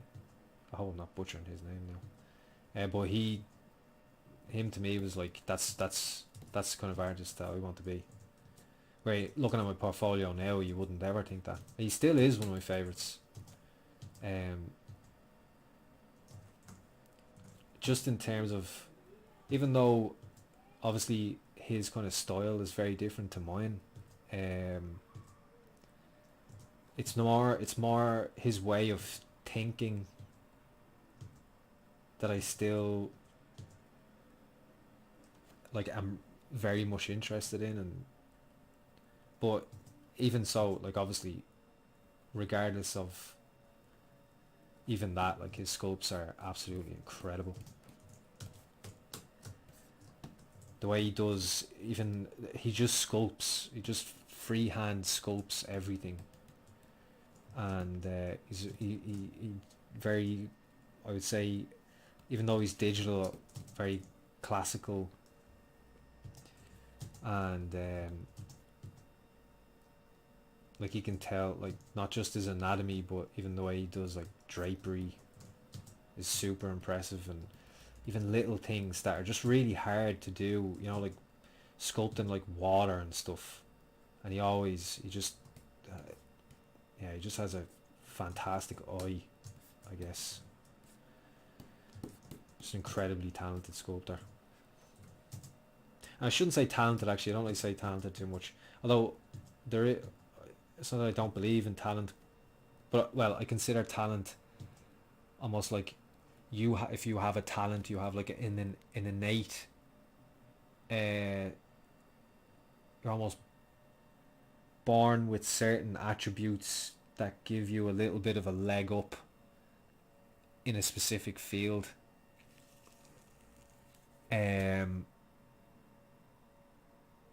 at the same time, there's when it comes to someone like James Cain, like it's not just talent. Talent just pointed the direction, but it's more hard work. So talent can almost be insulting, I think. Maybe that's overthinking it. I was about to say maybe that's overthinking it. It's absolutely overthinking it. Who's the concept artist? It's Derek Loffman. And what's crack, Sean? Hope you had a nice New Year's and break, brother. Thanks for joining.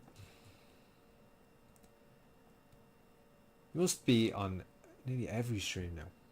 Fair play to you for putting up with me for this long. Irish, mate. What do you mean British? Oh wait, who is someone asking? Was someone thinking I was British? Oh yeah, but to answer that question earlier, would I get back into doing like, or just trying a more realistic one? Yeah, and I have been thinking about doing that more and more recently. I just haven't kind of taken the time, but yeah, absolutely I would.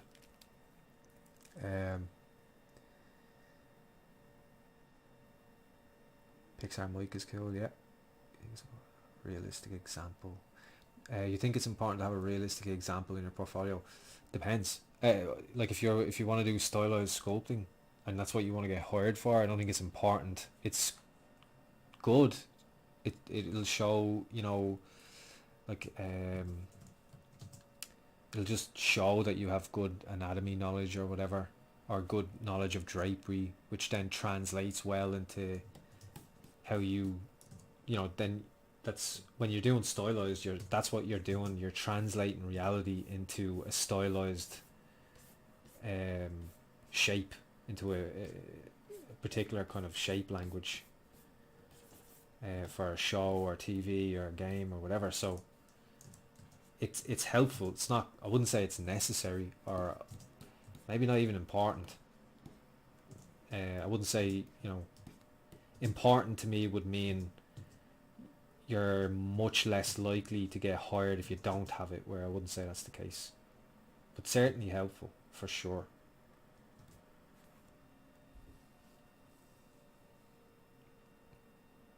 Where are you geographically? Does your location match the accent? It does. I'm in Dublin, which is the capital, for anyone who doesn't know. I think he is from Brit space ish. No, wrong side. That could get you killed in certain parts of Ireland. No, not British.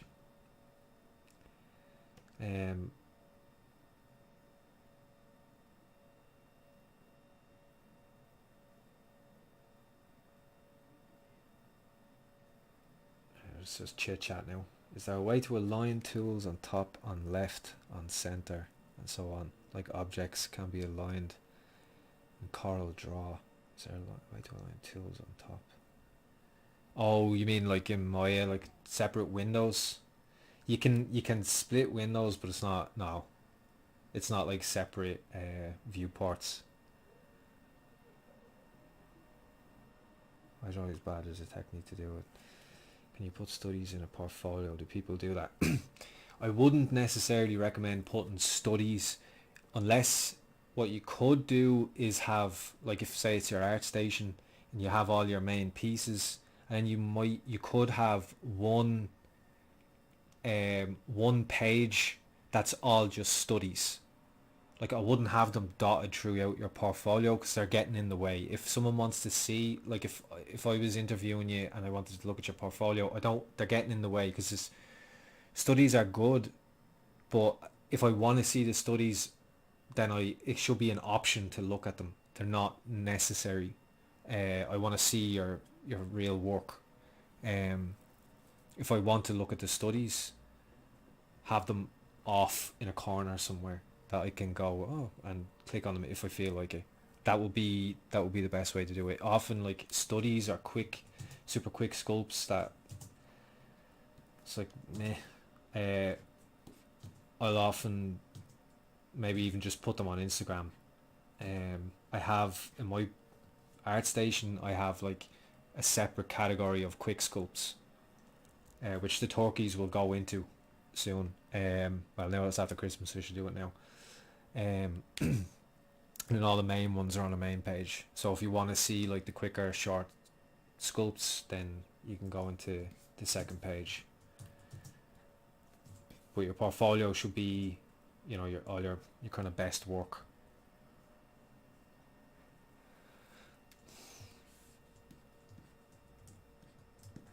What did you think of the characters and Soul? I haven't seen it yet. I'm ashamed to say.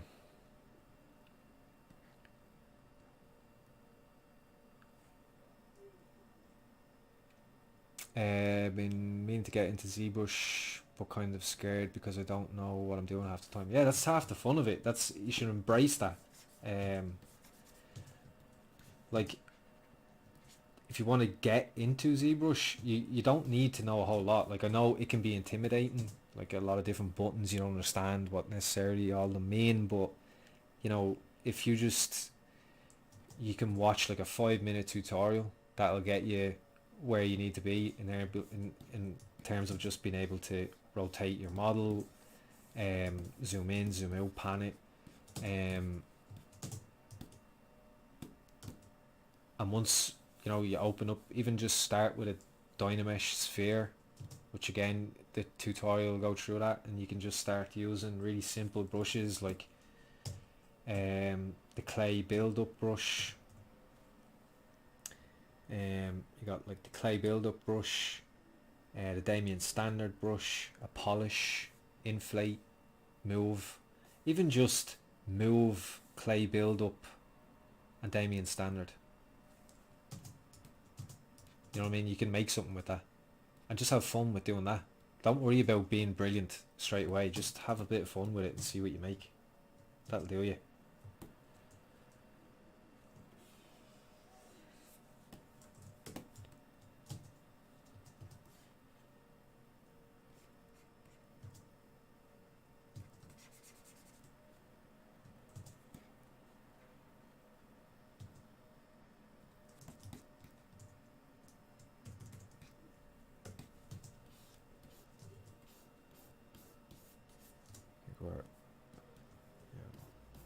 Close to time. I think we can go a little bit over and it'll be alright.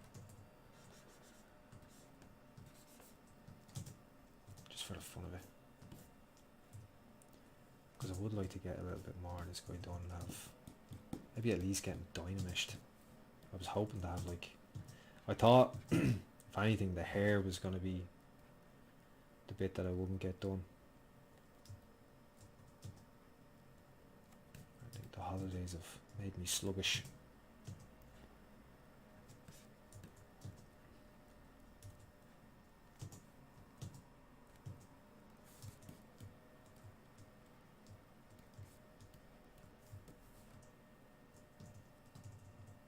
So I'm going to subdivide that,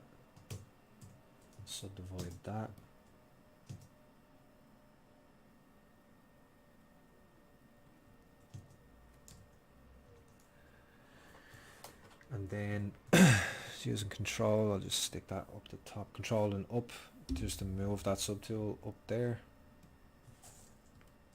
up to the top of the stack of subtools, and do the same with that, and then just merge down,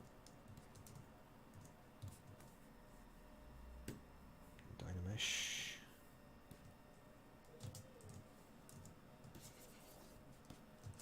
and then ZBrush. I don't need to reproject because it's a pretty simple shape, it's still early on, so I just want them to be one piece now.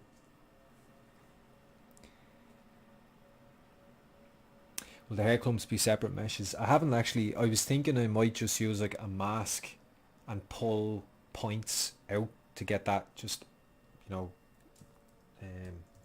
see, I'm going to show you. So you can kind of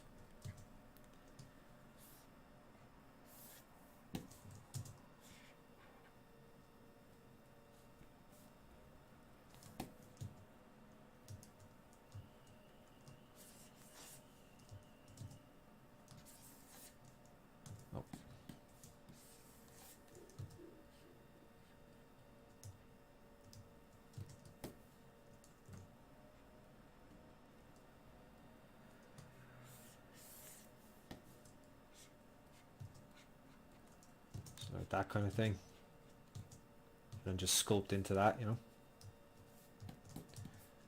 It tends to give a bit of a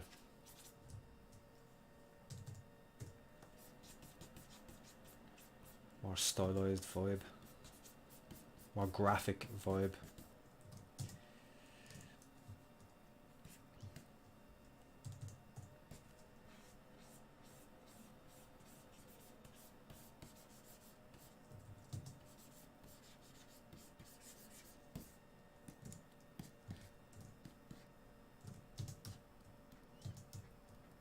So you just do that, like, down the whole thing.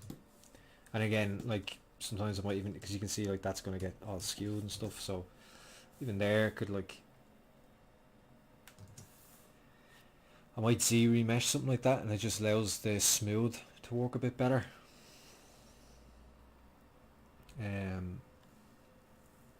I just want to avoid making full realistic sculpt. Yeah, it's not really, yeah, it's I don't know. Could you avoid doing that altogether? I wouldn't necessarily recommend it. I think it's good, like, to do studies, you know, to do anatomy studies. But I know what you mean, like, you'd rather just get to the thing you enjoy. But you might, by doing that,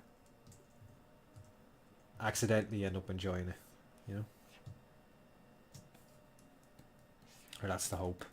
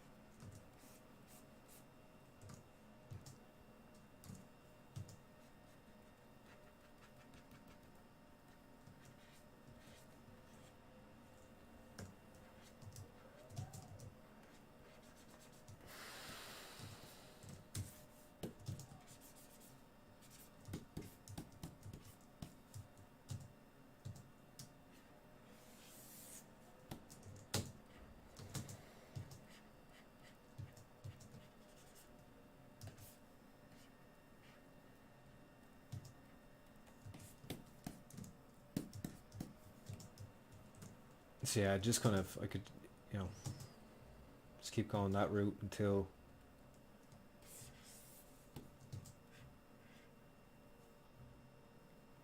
I've got something I'm happy with.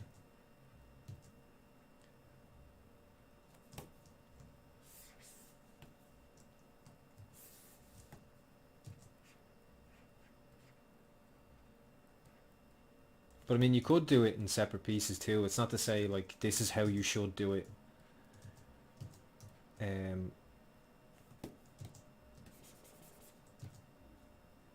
there's no wrong way.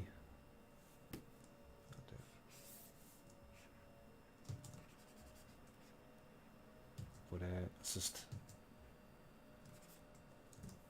one way of doing it where it's fairly handy.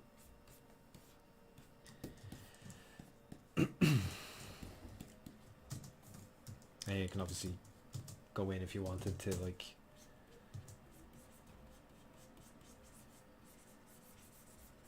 start to define the surface too if you wanted to go that route. I'm not sure if I do or not. Maybe a little bit.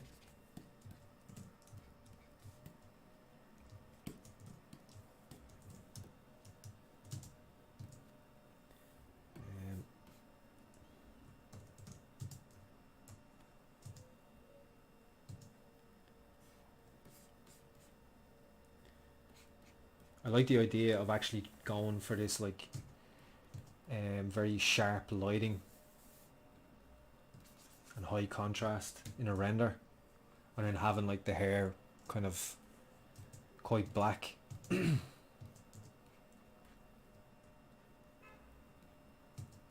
If you wanted to get really weird, you could actually, even in the shader, set the specular to a red color to get like red shine on the black hair. If you wanted to get super crazy.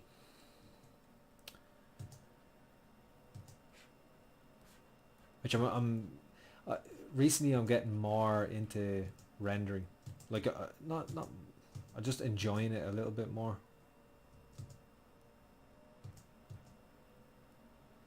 Playing around with different lights and stuff, like the sculpt that I'm doing for my personal work at the moment, which is just a quick thing, like I was saying earlier, something to get me back into it after Christmas.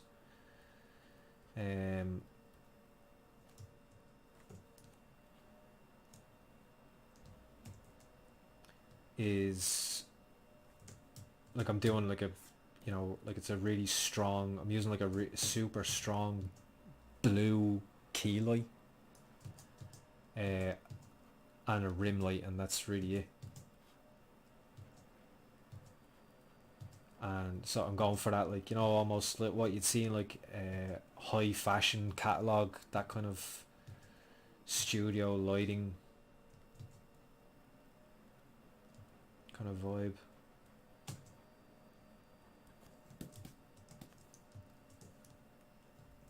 Let's go again.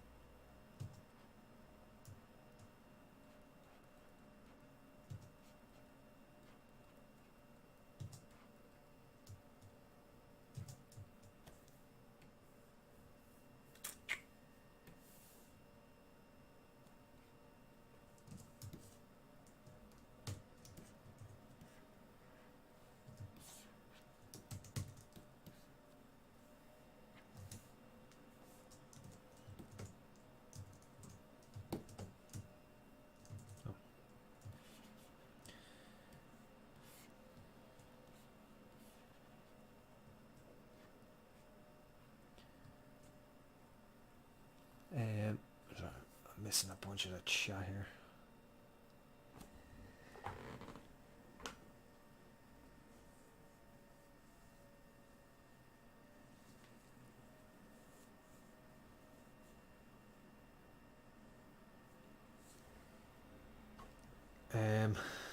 You missed how I did the mouth cavity.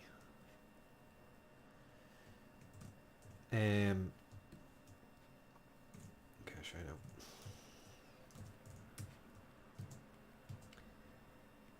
One sec.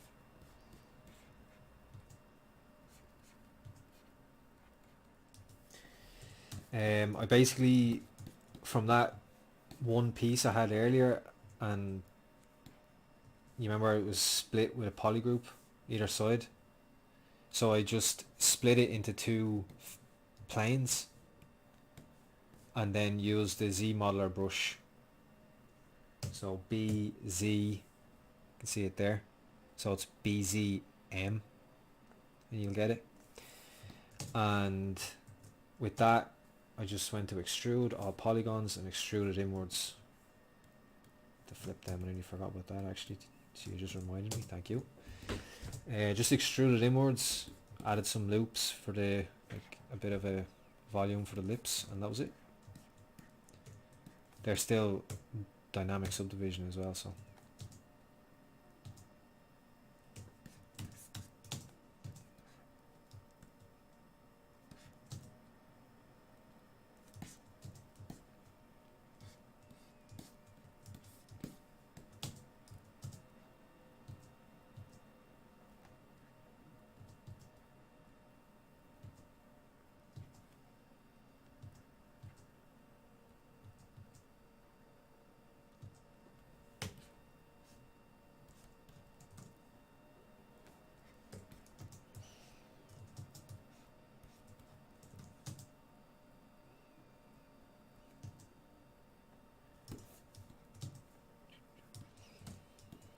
see how getting all these complex shapes on the front, and the back is just, we'll add the hair here, and it'll just add a little ponytail thing, little bun I should say. So let's do that here. If I turn it off, yeah, orthographic. I want something like,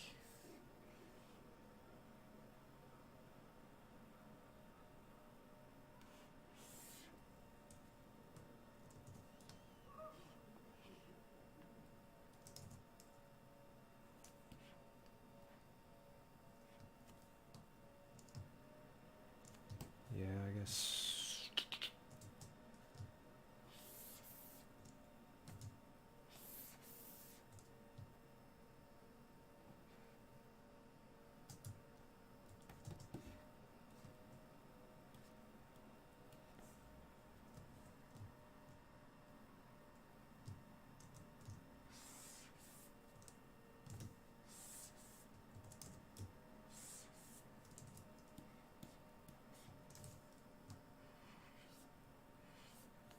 Something like that. Just extract and accept.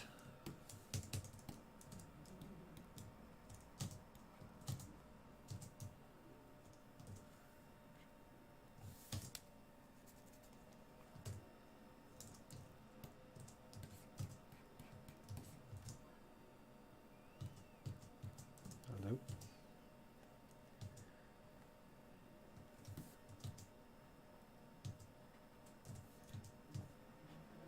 Something that's important as well when you're using the move brush, bring the sensitivity down.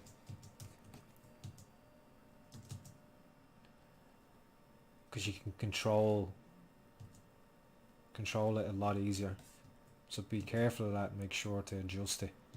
As you can see, like when it's up high and I just want to make small movements, it kind of jumps a little bit.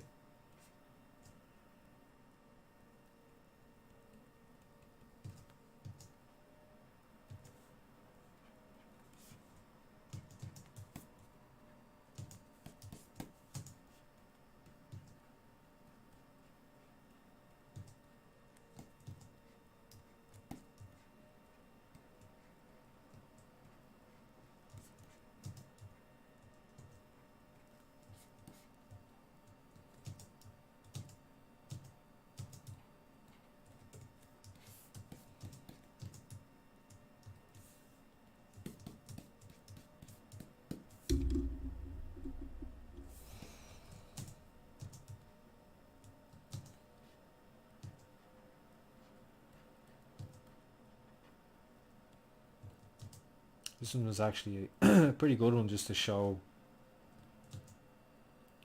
the whole like blocking process.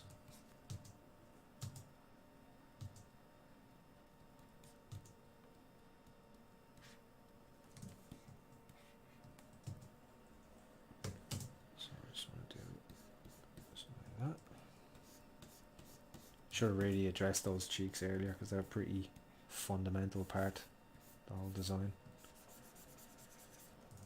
Faffing around.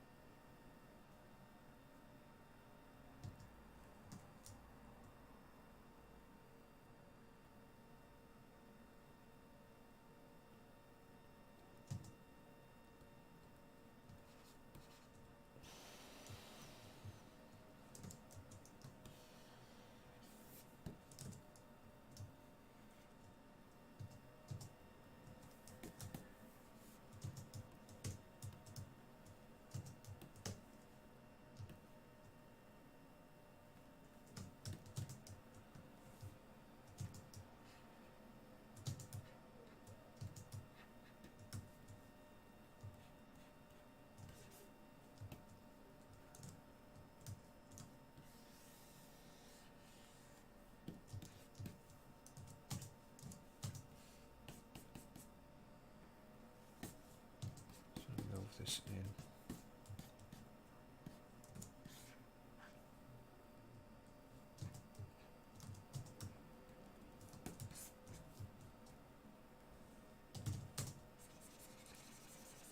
So kind of while I'm doing this, I'm also picturing, almost like literally imagining, alright, well, what's this gonna look like now? Because I'm gonna, after a while, I'm gonna lift this. I'm gonna lift this. I can do that for now. Like I can do that now because once I do the Dynamesh, like I may as well do it while it's in separate pieces and everything is easy to move around, because otherwise if I Dynamesh everything and then do it, like yeah, I can ZRemesh a duplicate and, you know, subdivide and reproject it, but this is going to make it really easy to go into the pose because everything is in separate pieces. So I may as well do it at this stage. Obviously if this was like for a production model or whatever, I wouldn't, but just for a sculpture, for, you know, just for a nice render for your portfolio, why not? Just makes sense to cut out the messing.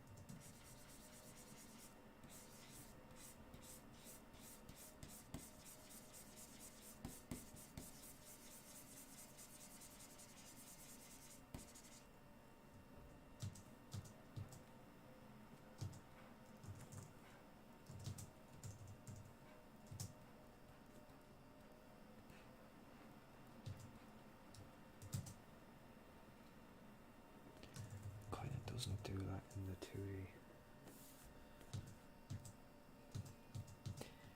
Like I kind of want the nostrils to flow with the, you know what I mean?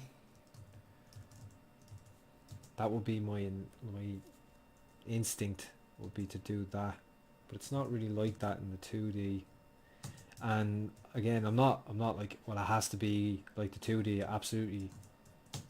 Like if something isn't working in 3D, then you should change it. But it's always good to just make sure. I think it's always good to, you know, double check, see can you make it work, rather than just going with your first instinct. Because you might learn something from trying to get it working. Even if it doesn't work, well, you'll learn that it didn't work. And you'll learn when a shape like that comes up again. Leave it like that for the moment. I mean, it's even more.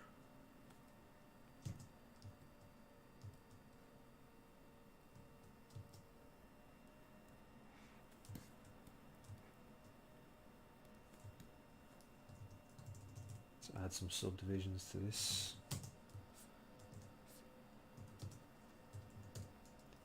Use a standard brush. See where I want that, or do I want to do it that way?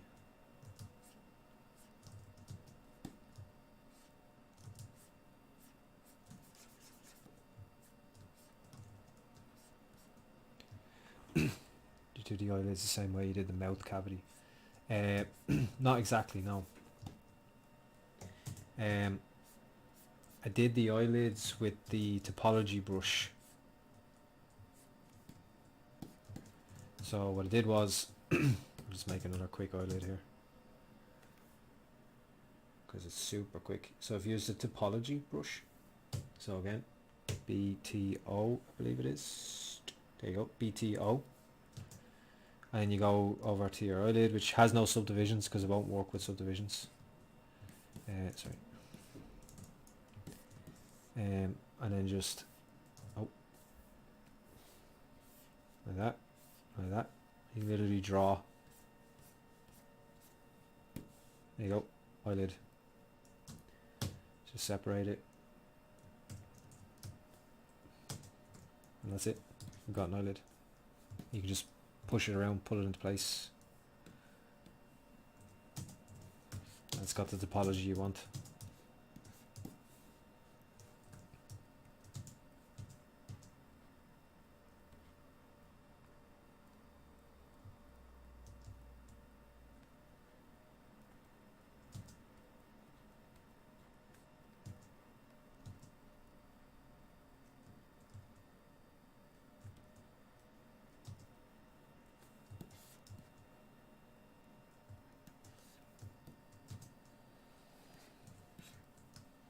I feel like as Hellboy,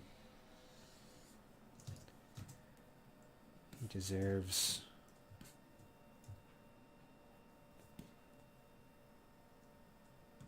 bigger brows. I'm just seeing here.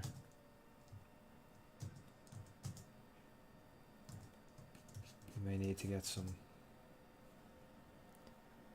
T-pose mesh.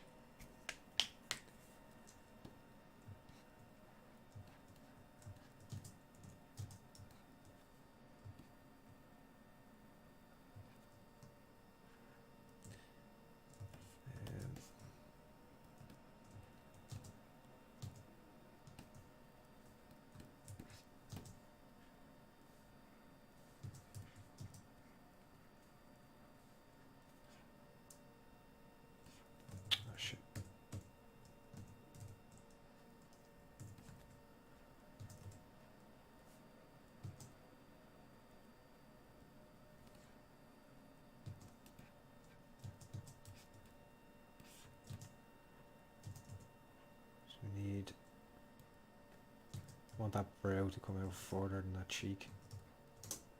Times it quad past.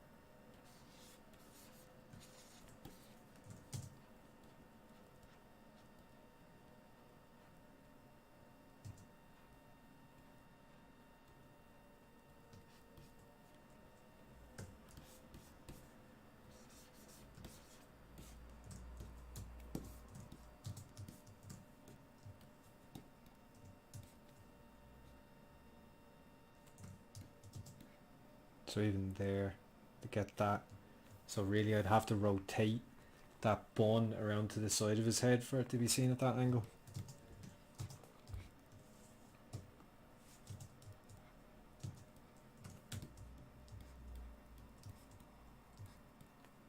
So those are, yeah.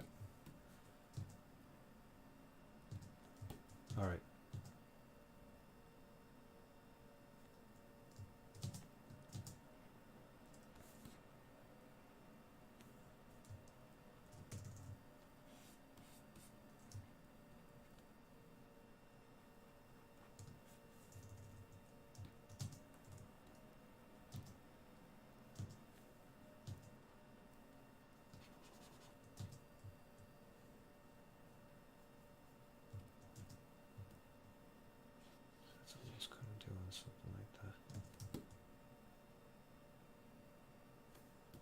could add in a second piece there. See, that's like weird to figure out like what anatomically is happening here.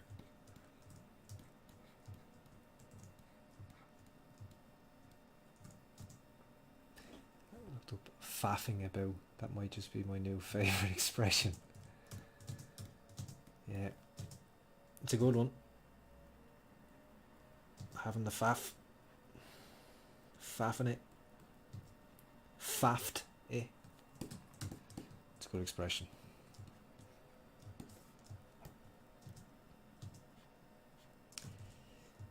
We need to pull that back up.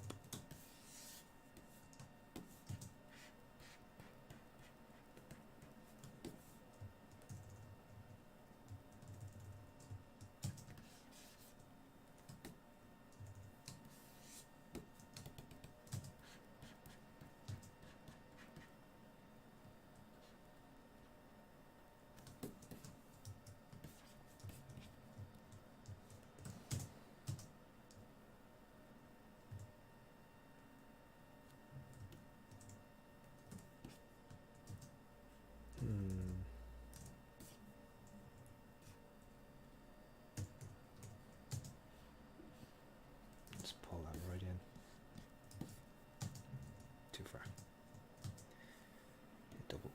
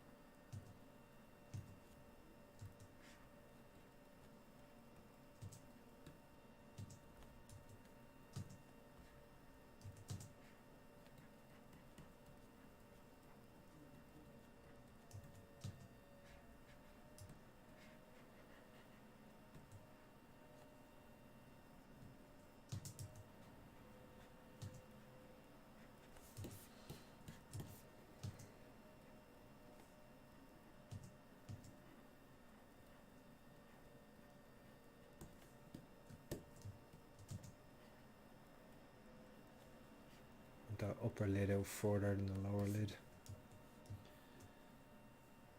so it's not sitting unnaturally. You can see here now, if I get rid of this crease, insert some edge loops, some support loops, extrude in, to flip it. Add a loop there, another support loop, another one.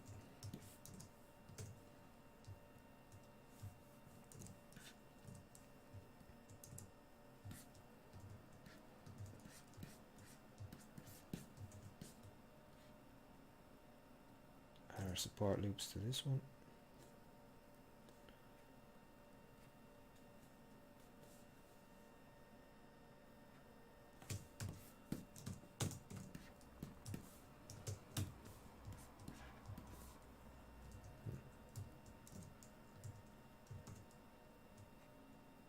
Tighten that one a bit.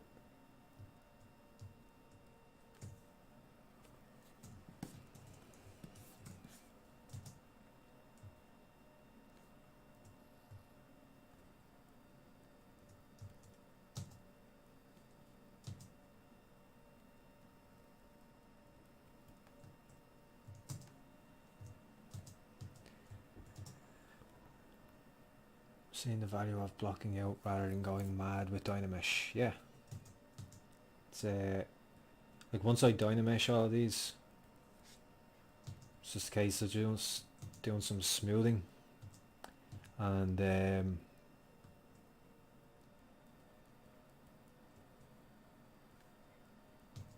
it's going to make life a lot easier. because I've been able to adjust all these shapes as I needed to.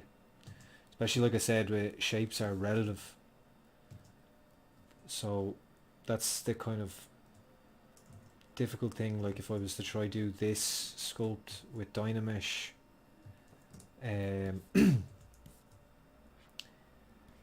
when I'm, I've done a couple of shapes and then I realise, oh, this shape doesn't work anymore. I have to go back and that shape is welded to everything around it, so I have to really get in there with the Damien standard and everything, and it's gonna fight me because even the Damien standard, like, it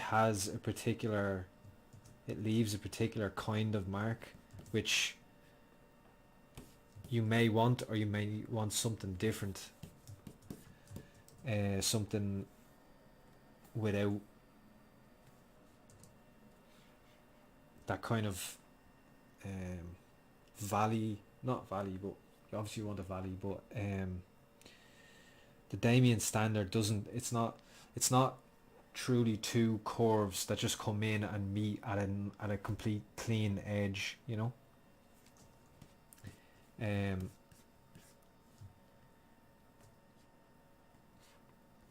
and for me at least, I would say doing stylized sculpts, you have to do more with less.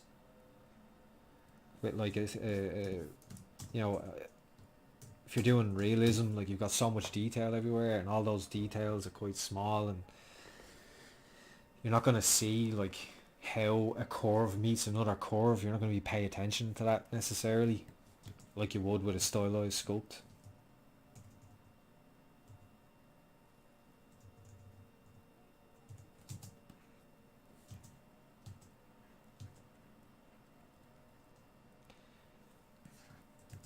So doing it this way just means you can really control that.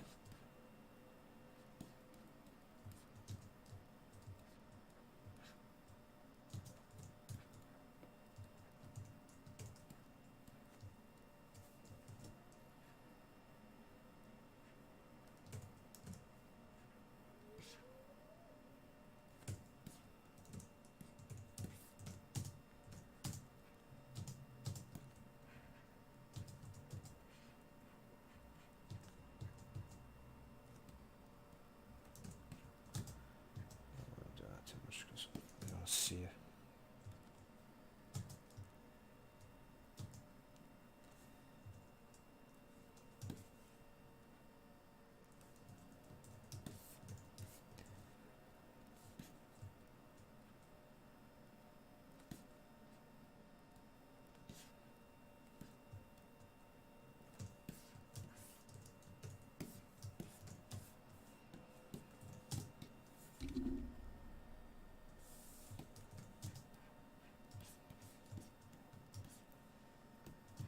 So can pretty much Dynamesh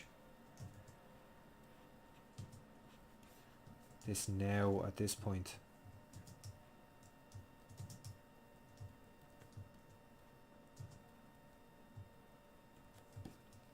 And you can keep the creases where you want them, get rid of them where you don't want them. This is gonna have like this kind of thing. I might even instead use a mask.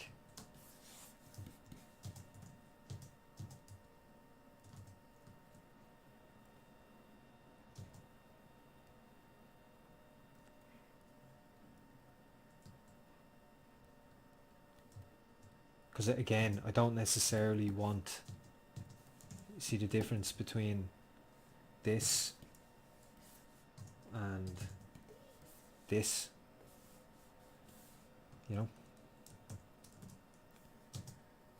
Now I could certainly, but I'd use it on a low intensity, the Damien standard that is, and I can go in and just help that define that edge. It's not gonna, it's not gonna give me too much of a problem or anything, as opposed to if I, had this up high It's really driving it into it, and it's creating that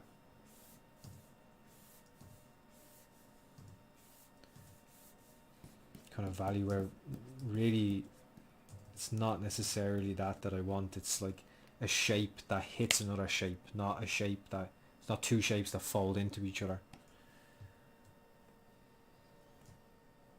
If that makes sense at all. Could have done that cleaner. So let's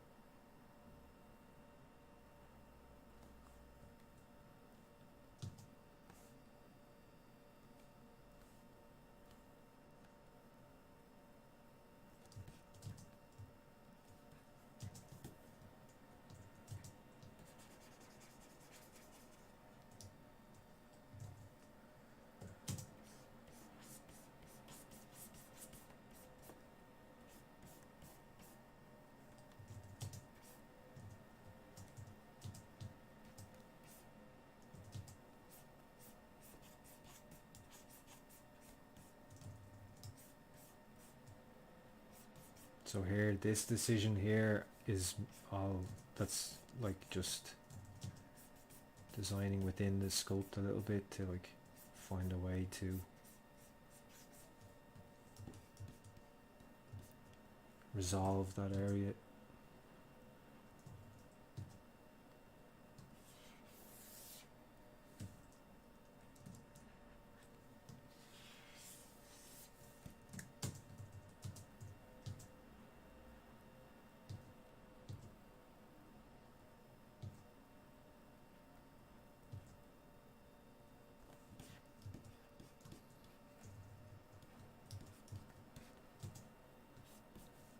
Again, gonna dynamesh these in together, smooth them, get everything working smoothly together.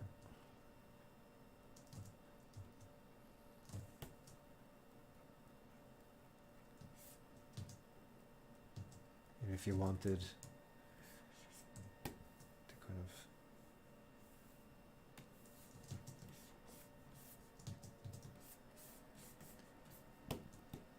see maybe if clay polish will help with that.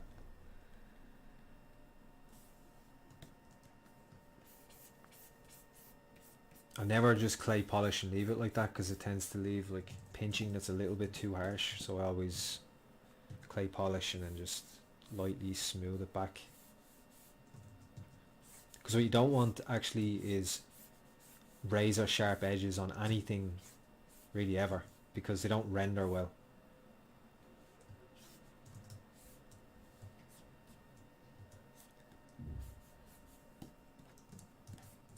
Like where it's almost like machined edges. Sharp for sure, you know, on a stylized character especially, you might have like real hard edges on the face and stuff, and that's fine, but if you go razor sharp, the edge won't pick up a highlight when you render, and it looks like kind of that super CG feel to it.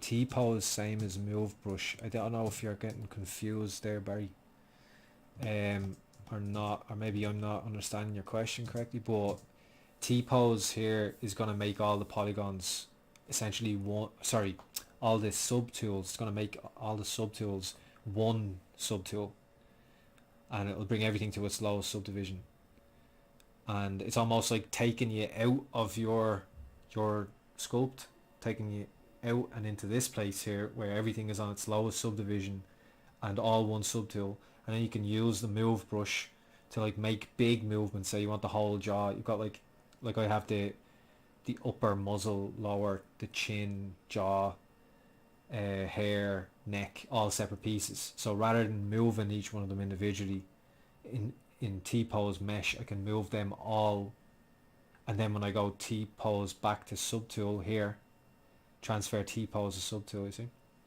then it will go back to my sculpt and take all those subtools and move them to the same position that I've moved them in the other, and now they're back to separate subtools.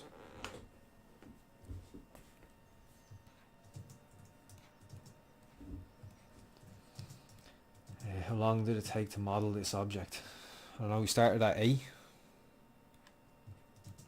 so we're at 2.5 hours, which I really wanted to get at least this far within the 2 hours. So we're at least half an hour. Well, I'm at least half an hour behind where I wanted to be, or where I would have expected myself to be, but sure. Happens sometimes, what can you do?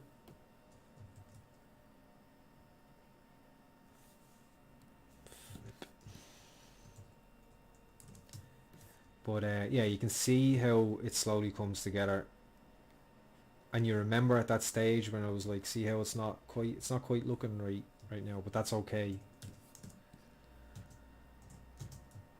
You have to give it that grace period. And it's starting to come together, and it's like still pretty early on in the sculpt, really. Like the ear still needs to be, like everything will be dynameshed, and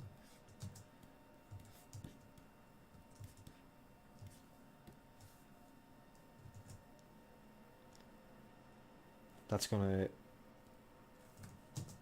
change things dramatically.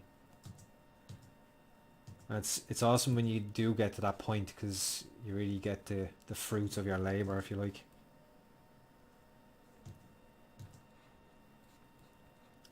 I mean, I love even at the point where you get to pose it a little, just break that asymmetry, because it really like brings it to life. Or even and then poly painting it. So you know, that's I think we'll probably have to wrap it up here, because I'm going a fair bit over time now. But I don't want to get in trouble. And we can, I'll wait and I'll continue this in the next stream.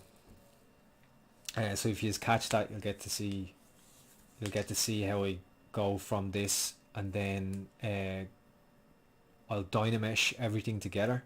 All the head pieces, obviously not the hair and so on, the horns will stay separate. Dynamesh everything together. Take that and duplicate the dynamesh, Z-remesh that low, duplicate it subdivide it a couple of times, I should say. So subdivide that Z-remeshed duplicate a couple of times. So I have a high density mesh.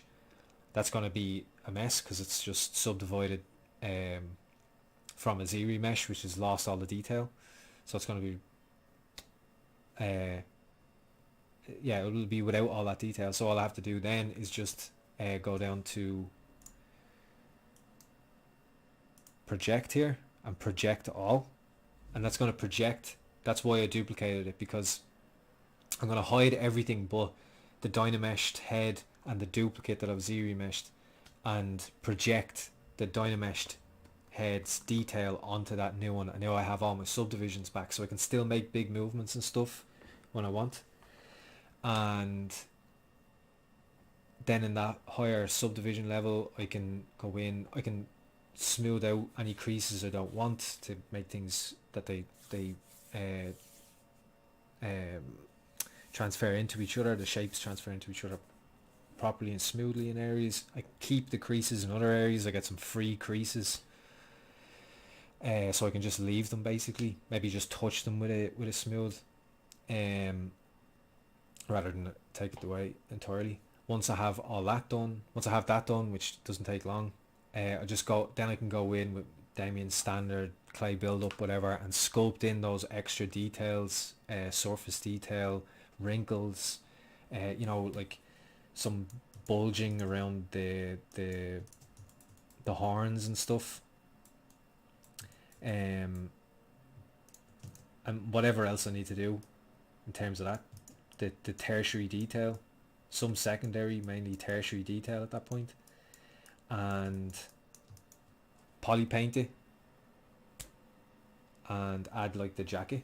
I'll add like the jacket collar, and then I can bring it to render. So like there's still a bunch of steps to go through, but it should look pretty cool. And you know, at this stage it's always up for your T-pose mesh and stuff if you need to make any big changes or stuff like that. Super easy. So I hope that makes sense. Have a scan on the chat there and see any good ones I missed. This is so excellent. Thanks, Mike May Art. Subtool Master is one of the best things in ZBrush. Agreed. How long did it take to model the subject? Yeah, we got that. There's also some kids interrupting. Yeah, maybe it's next door or something and I can't hear it. I think, I guess, yeah, blame it on the kids. Have you ever thought of cranking your preference performance Q-trans threshold so your model doesn't pop down to a low res when you rotate it? No.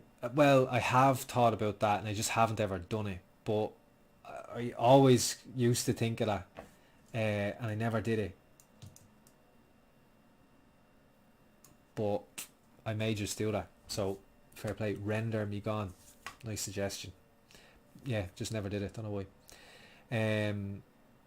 Thanks, Mark Johnson. Thanks everyone for joining. This is the first stream of the year, so I'm pretty happy with that. After the Christmas break and everything, he should look cool. We get the teeth and stuff in there, looking cool. I think he'll look good. Will you do a stream on your channel soon? Yeah. Me, for those of you who don't know, I'll stream on my own channel sometimes and do some other stuff as well. Some rendering and stuff like that there. Some more technical stuff as well sometimes. And also streaming sometimes with Gavin O'Donnell, who's a matte painter, a really talented matte painter, and Rory Bjorkman, who is also he's a anyone who don't know Rory Bjorkman and Gavin O'Donnell, check them both out because they just make incredibly stunning art. Rory does kind of more hard surface and more realistic stuff as well, so if anyone's into the more realistic stuff as well, you'll definitely enjoy his work. And he's like one of those people who's just really good at like texturing and lighting and really creative ideas. All of his stuff is like his own designs and stuff. He's brilliant. So I stream with those two guys as well, and sometimes we work, we talk about art, we talk about conspiracies, aliens, all sorts of stuff, and just have a bit of fun. But yeah, if you want, I sent that link tree. I can send it again before I wrap up.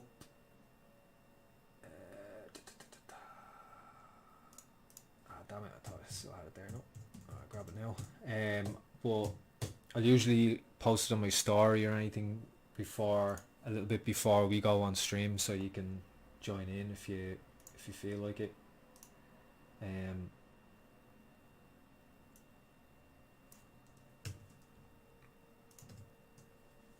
So for anyone who didn't get it earlier, there's my link tree. So if you click on that, it'll show all my social media, so you can see Instagram and whatever else there if you want. And you'll get updates then if we're going to be streaming on our own channels or anything like that.